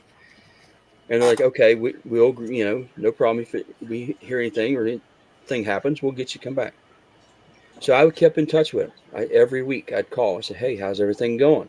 And the lady's like, hey, man, everything's great. My husband's great. Everything's just awesome. Second week, same thing. Third week, I called her. She goes, yeah, it's just weird. It's a little bit. I'm like, okay. So the fourth week I called her. I said, hey, and I could tell in her voice that something was different. I was like, how's everything going? She goes, we're hearing the footsteps again. Oh, no. I'm like, okay, I'll get my friends, and they were out of town. I said, I'll get my friends when they get back in town. We'll come and we'll try to take care of it. She said, okay. So I finally got a hold of my friends, and I called her back, and I was like, we're coming. This is a few days later. I said, we're coming. We'll be back and we'll take care of it. And she goes, don't worry about it. I'm like, what do you mean don't worry about it? I said, we know you're having issues. She goes, man, we packed everything up. We just done. We packed everything up and moved out. So they moved to another house, probably, I don't know, 2 miles away. And I still keep in touch with them. They've never had an issue at that other house. And everything's great between. I mean, they were almost to the point where she was going to, file for divorce. And she said, no, everything's great now. She goes, my husband's great. Family, life's been great. And we're just glad we're out of there. Les, was that thing only attacking women? It didn't really attack them. It kind of, I guess, manipulated the man, the husband, to be kind of An ass. An ass, yeah. Yeah. I mean, there was really no physical attacks on him, but he did. She said he never touched us, but he did get verbally abusive and would stuff like Try that. to make someone fall down steps and things. Well, yeah, he did. Gwen. He tried to he was trying to push her down steps. But the other two, Could it be that he's trying to cross the other side and he's trapped in between some sort of purgatory? I mean, how do you explain it? No. I really don't know. I Sounds like he was using that dark, dirty corner water area to lurk and then going over charging up, then going over to that guy, putting all the negative into him. Yeah. While he was in bed or whatever. Kind of what it sounds like. About the bucket. It's trying to tell you to pick the bucket. I'm serious. I'm not making a joke. I'm serious. The water in the bucket? I don't know. Yeah, but where's the water coming from? Yeah, did they ever figure out? That was the real mystery. Right. It wasn't raining. You said, yeah.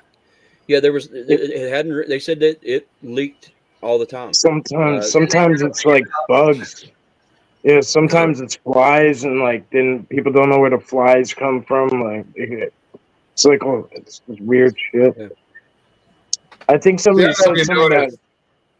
Go ahead. No, sorry.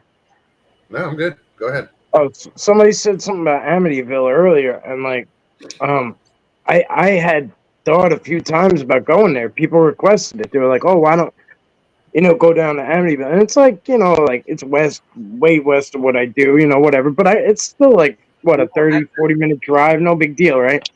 I could go there and whatever, film the house at least, whatever, just kind of show it. People wanted to see what it. And all the people I'm in contact with who are sensitive, more so than myself, have whatever, insights into the spirit world. Don't go near that place. Don't go near. And one time it was somebody called me up. Yeah, somebody called me up and was like, "Don't are you planning on going there?" And I was like, "How the hell did you know that?" They were just "Don't do that. Don't do that." Because I was just being. I've been outside the house. She's been out there. Yeah. Yeah, me too. Yeah, me too. When I was. And all I did was I got out of the car and I stood at the front. I'm leaning up against the front of the car and I'm looking and you I don't want to say excuse me, I don't want to say it was a negative vibe. It was just the energy. And then I started thinking, was it because what I know? You know what I mean? Yeah. It just but turning into the neighborhood. And I wasn't even told that's where we were going. It was we pulled up and that's where I was. So but turning into that neighborhood, I remember kept asking, where are you taking me? Because I just didn't have a good feeling. You turn into that neighborhood and you pass the main entrance. It was boom. Why are we here? Where are you taking me? I remember saying that a couple times. Felt odd. Yeah. So when I got out and when I first saw the house, I'm in the passenger seat and I look up and I'm like, oh shit. I instantly got out and I just stood right there.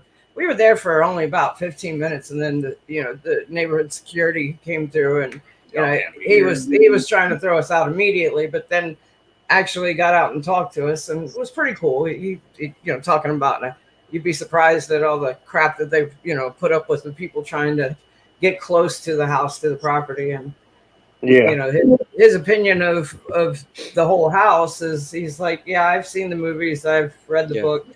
he's like, I just don't know what to think. You know, you hear so many stories. He was indifferent to anything with it. He was just annoyed that people keep, you know, over the years, he had Sure. been there for years. People just they're constantly running fools out of there. Oh yeah. And Yeah. a story like that's kind of funny. You know, was the haunting and what went on? Was it actually related to the house or somebody that was actually in the house? Right. Because it seems like after Lutz and was it DeFay? I think is the one that killed his DeFeo. dad. Yeah, DeFeo. Yeah, Yeah. that's fair. Once they were out and gone, supposedly nothing ever happened in the house again. So could it just been some kind of attachment, you know, with one of the members of the home? And you know, there's rumors that the father was into some kind of Yeah. satanic occult type activity back in his younger years, and so that, you know, like I said, Yeah. it's rumors. I guess I don't know who knows, but I They tend to changed. They that was changed some of the structure of the house too. I think some of the way the house was built too was kind of screwy. Just in itself, like, you know, it was like, I don't know how to explain it other than like sacred geometry, I guess, but like in a, you know, like in a bad way, like not like aligned properly. If that makes sense. But did it still have those windows, Stephanie? Them windows? Yeah, I think they're a little different now that when I saw them, but yeah, it did. That's what made me realize where we were. So, like I said, I was with my ex, and he didn't tell me anything. He was like, "Hey, we're going to go check something out." You know, I was living in D.C. area at the time, and we were headed up to his sister's in Long Island and Massapequa, and took me there, and it was late. It was really late. It was probably after midnight, I want to say, when we were pulling in there. I'm like, where are we going? Because I knew that wasn't where his sister lived. So I'm like, I kept asking him, like, in the beginning, like, where are we going? And once we turned into the neighborhood, we turned onto the street. It was, without even seeing the house, I really, excuse me, at that point, it was, you know, where are you taking me? It just didn't feel right. Didn't feel right You at all. could And then I tell- looked up and I saw the windows, and that's how I realized where we were. I could tell people who really been here because they know how to pronounce the names of the towns. Massapequa.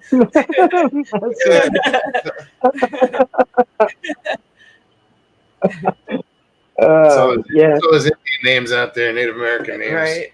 Well, and it that's is. the other thing. And there's, I mean, I remember I read a book about the house, and there was reference to it being, you know, that whole land being native sacred land, and that might have been the issue.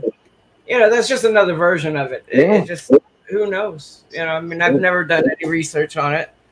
Well, that's what I'm starting to learn.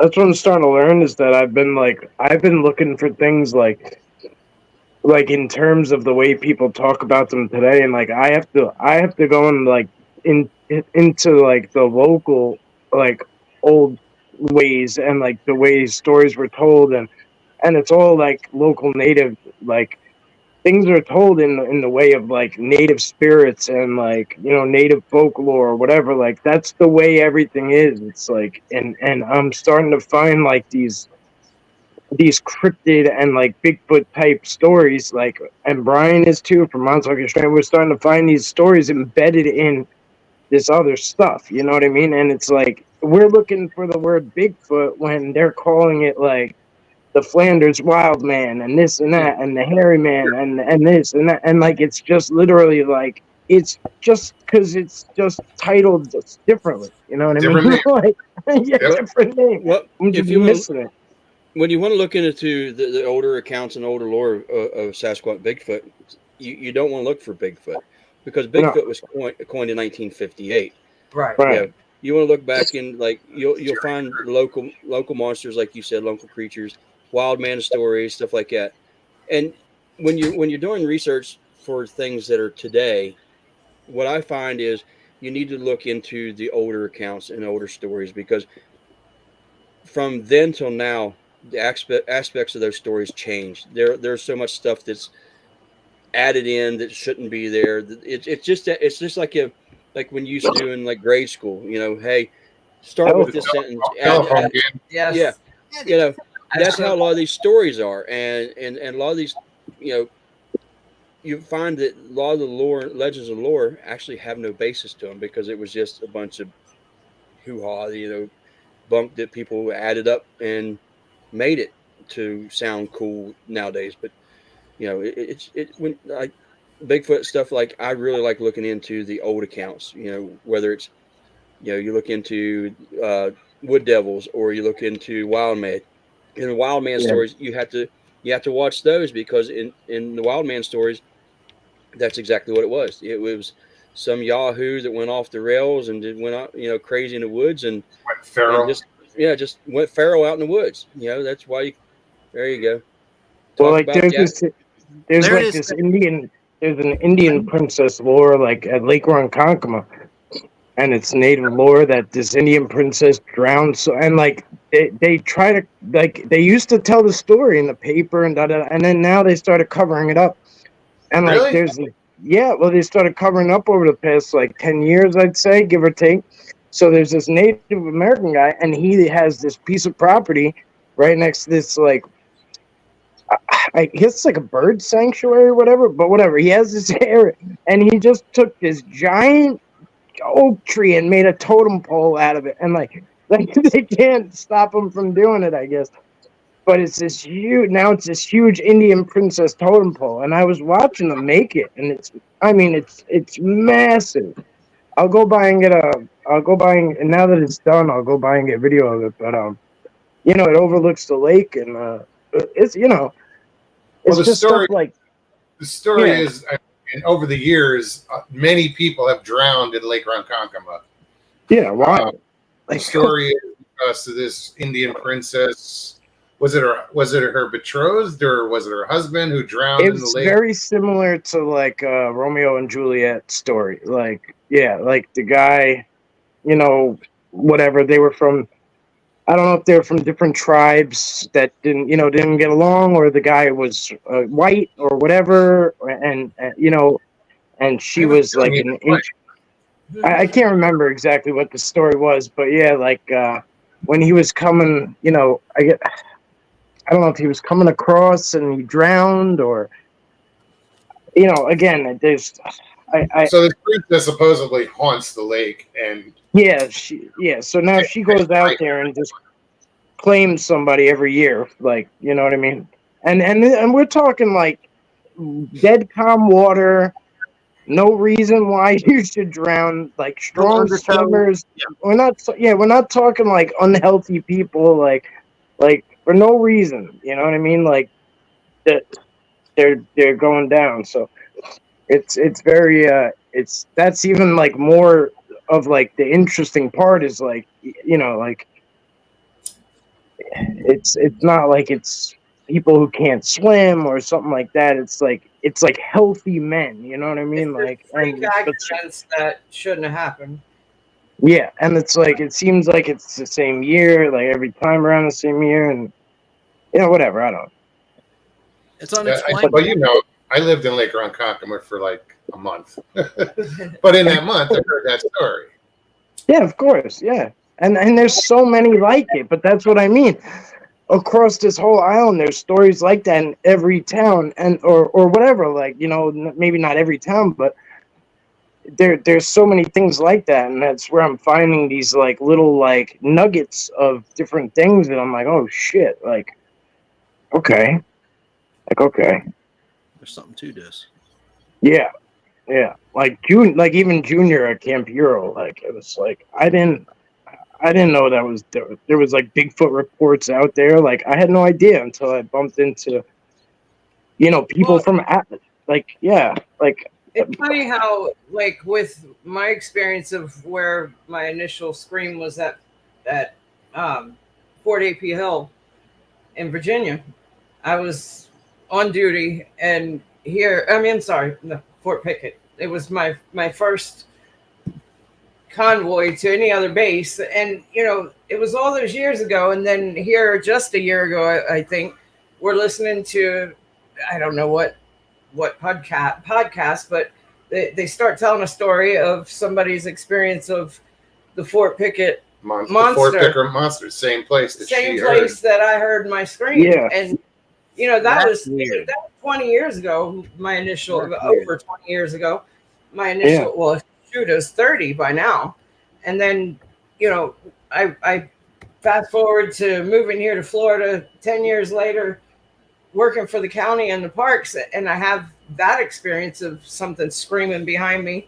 I mean, I turned around and should have seen whatever was there about to. Right. I didn't think I was going to walk away from this thing. Right. And then just here, I think it was a couple of years ago it was probably a couple of years ago. There's a BFRO report just not even a mile up the trail from where I'm at, and on the route that I drive every morning to go to work. Still today, there's a BFRO report that was, they say confirmed.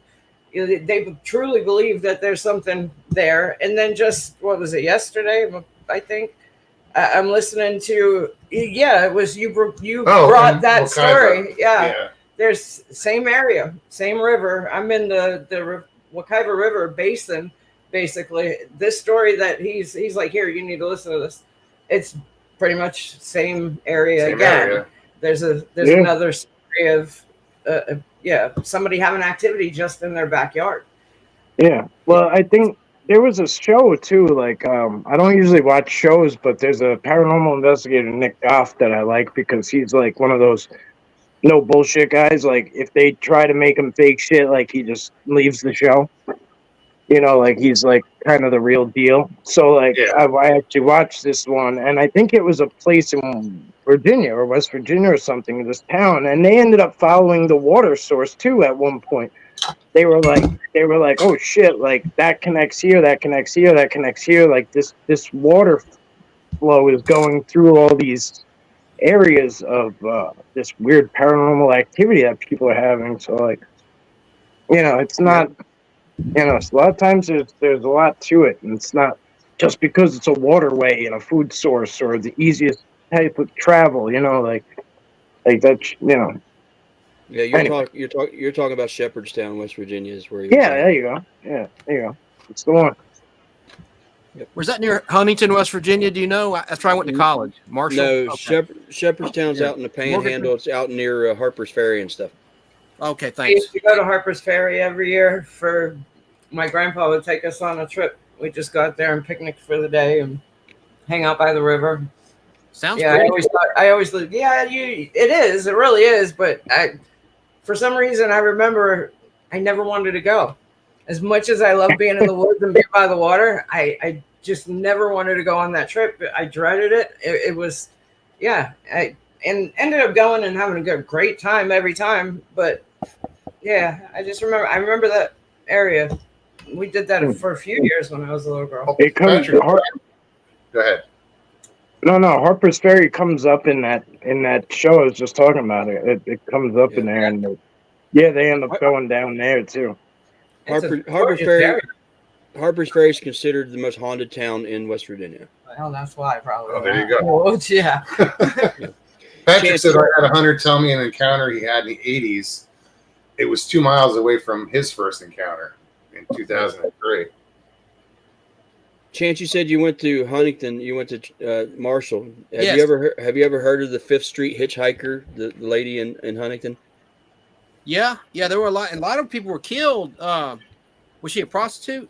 No. She supposedly that it's one of those stories where on her wedding day or something like that. Woman in white story. Woman in white type story. A rainy night, you could be on Fifth Street and she'd be hitchhiking, and you give her a ride to the top of the hill, and you look over, she's gone, and it's a pretty well-known story in that area. I think I remember now that you brought that up because it's been a few years. I remember something about that. I'm glad you mentioned that, Les. They did have some unsolved murders, and I had nothing to do with it. I'm not a killer. Don't misunderstand. But I got confused. Okay. Hey, Huntington can be a wild place. I can tell you that. It's a college town, but I saw the Smashing Pumpkins there performing. That was fun, but that's another story. See, Diane Fowler said, I've heard a lot of stories. Harper's Ferry is famous. I've never really heard any stories, but saying that kind of makes sense. I find that I pick up on energies easily, really easily. If there is any type of Yeah, I get that now. I just remember dreading that Here in trip. Florida, we have a place. What's it called? Casadega. Casadega. Now, Casadega is a little community of It's a psychics. psychic community. or anybody involved in that, or that. Medium, Yeah. psychic, spiritual. Yeah. She went on a trip to I go drove out through- there with my youngest daughter one night. And we were just shits and giggles, wanted to find a psychic and see what happened. None of us had been, and she is a lot like me, picks up on energy. So we just hopped in the van and headed on out. It's about 30 minutes away from where I was living at the time. It's during the winter months, so 5, 6 o'clock in the evening, it's already dark. By the time Casadega, if you look on the map, is one way in, one way out. It's just this little loop of a town, and everything and everybody involved with it is in the psychic community. It is solely a psychic community. So, I turned into the town. The idea was there's a cemetery. We've been there before. There's a cemetery down on the lower loop, end of the loop. So we were going to park and just take a walk, see if we could find somebody to give us a reading. We go in, I drive in, I turn right into the loop, and first thing I know, it was like boom, this heaviness. As I'm driving through the loop, it got worse and worse, and I started feeling this heaviness in my chest. By the time we got out of the loop, because by the time we got down to the cemetery, I was like, I'm not feeling good. Let's just ride through. Let's go ride all the way through. So I'm driving, and the more I come out of the loop, honest to God, felt like I was about to have a heart attack. It was so much pressure. There was so much pain. It felt like somebody was standing on top of my chest with both feet with all their weight. I just immediately kept going. As I'm driving out, I could feel that pressure releasing. It got to the point where I thought I was going to pass out. My daughter, without saying a word, I didn't even tell her I didn't feel good. She kept asking me, Mom, you all right? Mom, you okay? I'm like, no, I'm not. I couldn't get out of there quick enough. If I just stayed, I don't think I'd have made it out of there. That's how severe it was. It was so intense. Never been back since. I'd like to go back just during the day. We were coming back from New Smyrna Beach not that long ago, and we she was like, "You want to go to Casadega?" And I already missed it. I was like, "I'm not turning around." Yeah, we had passed the turn, and had we paid attention, we probably would have went. I would love to go during the day. I don't know if that makes a difference or not, but I just want to go, because the first time I went was during the day, and as a family, we got out and walked around. I had all my girls with me. Everything was fine.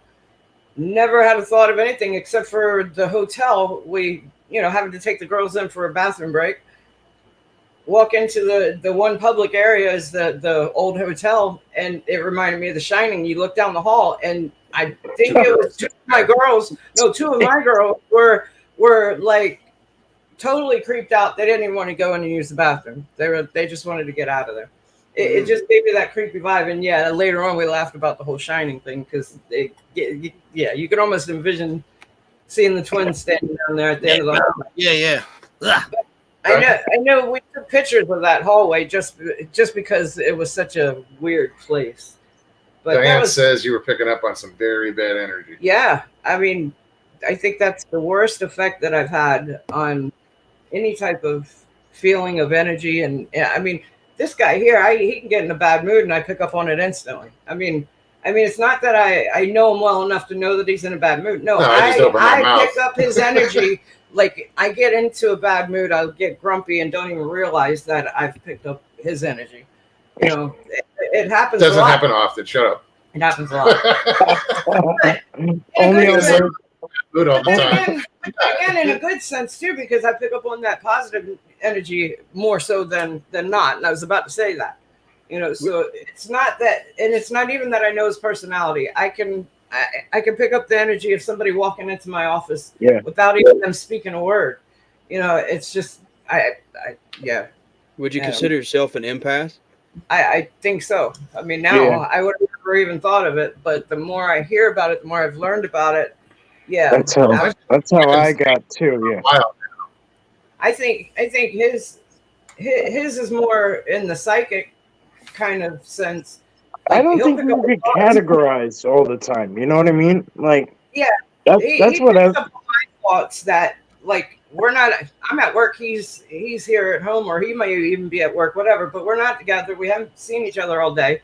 We can go hours without talking to each other, and he'll text something that I was just fucking thinking, like, and I'll just write him back. I just shut up. I was That's what like, I get. shut up. I know when I read "shut up," I did it again. You know, it's it's a lot. It happens all 2-3 times a day. I mean, I think it happens more than he realizes because I don't always lead on to the fact that once again he Creeping just said around. something that I was just thinking, and then I think to myself, "Damn, I gotta watch what I think."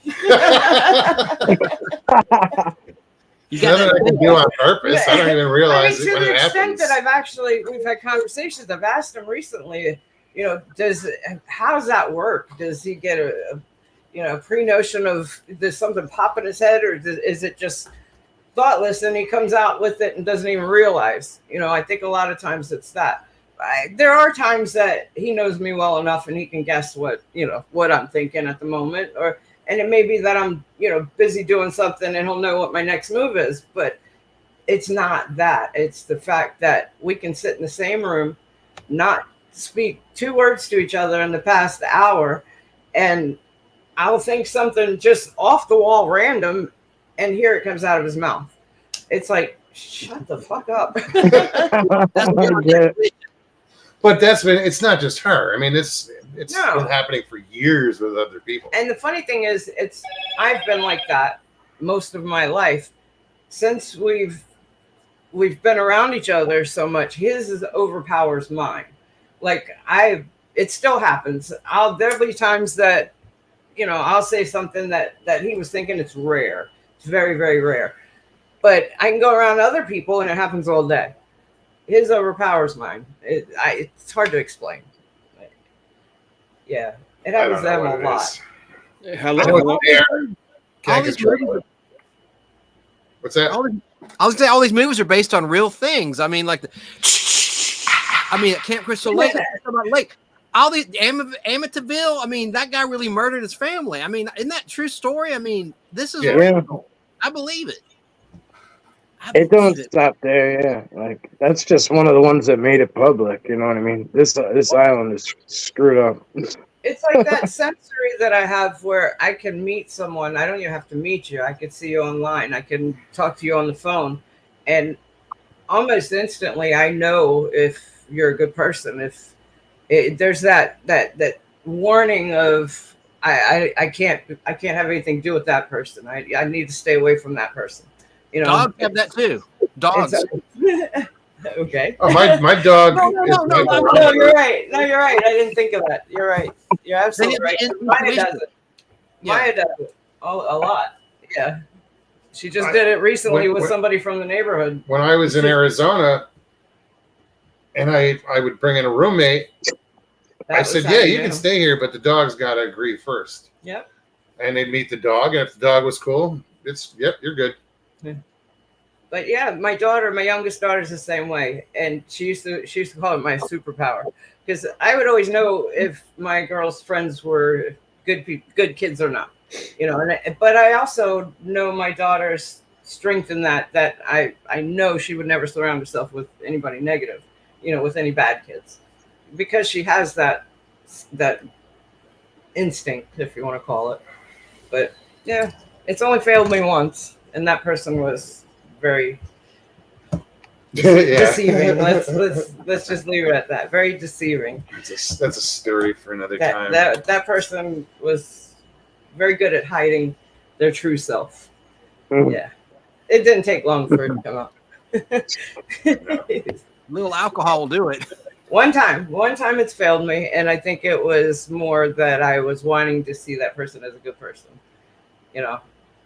Oh yeah, So and the reality, that warning of catching. Yeah, there's just something about that person, and I say that a lot in my life. There's just something about her or him. I can't put my finger on it. I just that's how I get that feeling. There's just something about that person that isn't right. Don't know how to explain it other than that. Go with your gut. It's, Yeah. You know. Yeah, absolutely. The Stevie sense is tingling. True story. I mean it All right. every day. People I meet every day. Well, guys, I'll make it Go ahead. easy for you. I'll make it Yeah, easy for you and back out. I know we're over time. right on. Well, I want to thank everybody for coming and hanging out tonight. Les, it was very nice to meet you. Absolutely, You man. have a I'm cool glad you channel. came up. Keep up the good work, everybody. Please check out Les's channel. Subscribe. Check Um, him Thank out. you, Mr. Sarah. Reese, the link in chat. Thank you for that. Thank you, Lee. West Virginia cryptid and what? West Virginia cryptid. It's actually just WV cryptids and strange encounters. Stranger Okay. Encounters. So WV case. I'm fixing to go sub you, my brother. Thank you. I already did it. Appreciate your show and I appreciate you coming on tonight, man. Yeah, definitely. Don't And be a our door is stranger. always open. You know, these guys know it. You know, anybody can come on anytime. So, you know, you're in the area, you know, do your thing. Come check hang it out. out. Come hang out. Yeah, Absolutely. we Yeah. can talk this stuff obviously for hours. Les, you're a great storyteller. Thank Guys, you. thanks for But I hanging out. believe Seriously, all I of you. believe it. All right, I'm gonna see myself out and go subscribe to everybody here, Mike and Les. Bye. Good See night. ya. Chat. Take care. See y'all. All Mike, right. be good. Les, thank you. Thank you, guys. Lee See said that? it. You reach out to one person and you get that. Lee said it. That's awesome. Good one. That was a good Yeah, one. I think it was. Thank Me you, Lee. too. Well, you've always done that. I love it that you find channels like that. Because I I don't pay attention to YouTube like I used to. I haven't had the energy for it. Not lately. Not in the past months at least. So I'm glad that you do. Because then we get to meet cool people like Les. Well, that's, you know, and there's some other people out there I'm watching and I'm like, why are they not doing You say that a more? lot. Like, what? Why? Why is there only 7 people watching? It's a good show. Yes. You know? Absolutely. So hopefully this will get the word out a bit. So yeah, we'll get some more people on. New people, introduce you guys, get them, you know, let's mix it up. Make our expand his circle, you know? Right? But yeah, guys, thank you so much, Gate Smasher. Be safe out there. Good to Everybody see ya. have a good weekend. If you enjoyed the show, please hit that like button. Subscribe if you haven't already. Share and comment. Definitely comment. Share too. We will be back on Tuesday. So you guys have an amazing weekend. Be safe. Everybody who's dealing with the weather, keep an eye on the sky. You know, take cover when you have to. Be careful, Be everybody. careful. Yeah. All right, guys. We love you. Take care of one another, each other, and yourselves. Peace and God bless.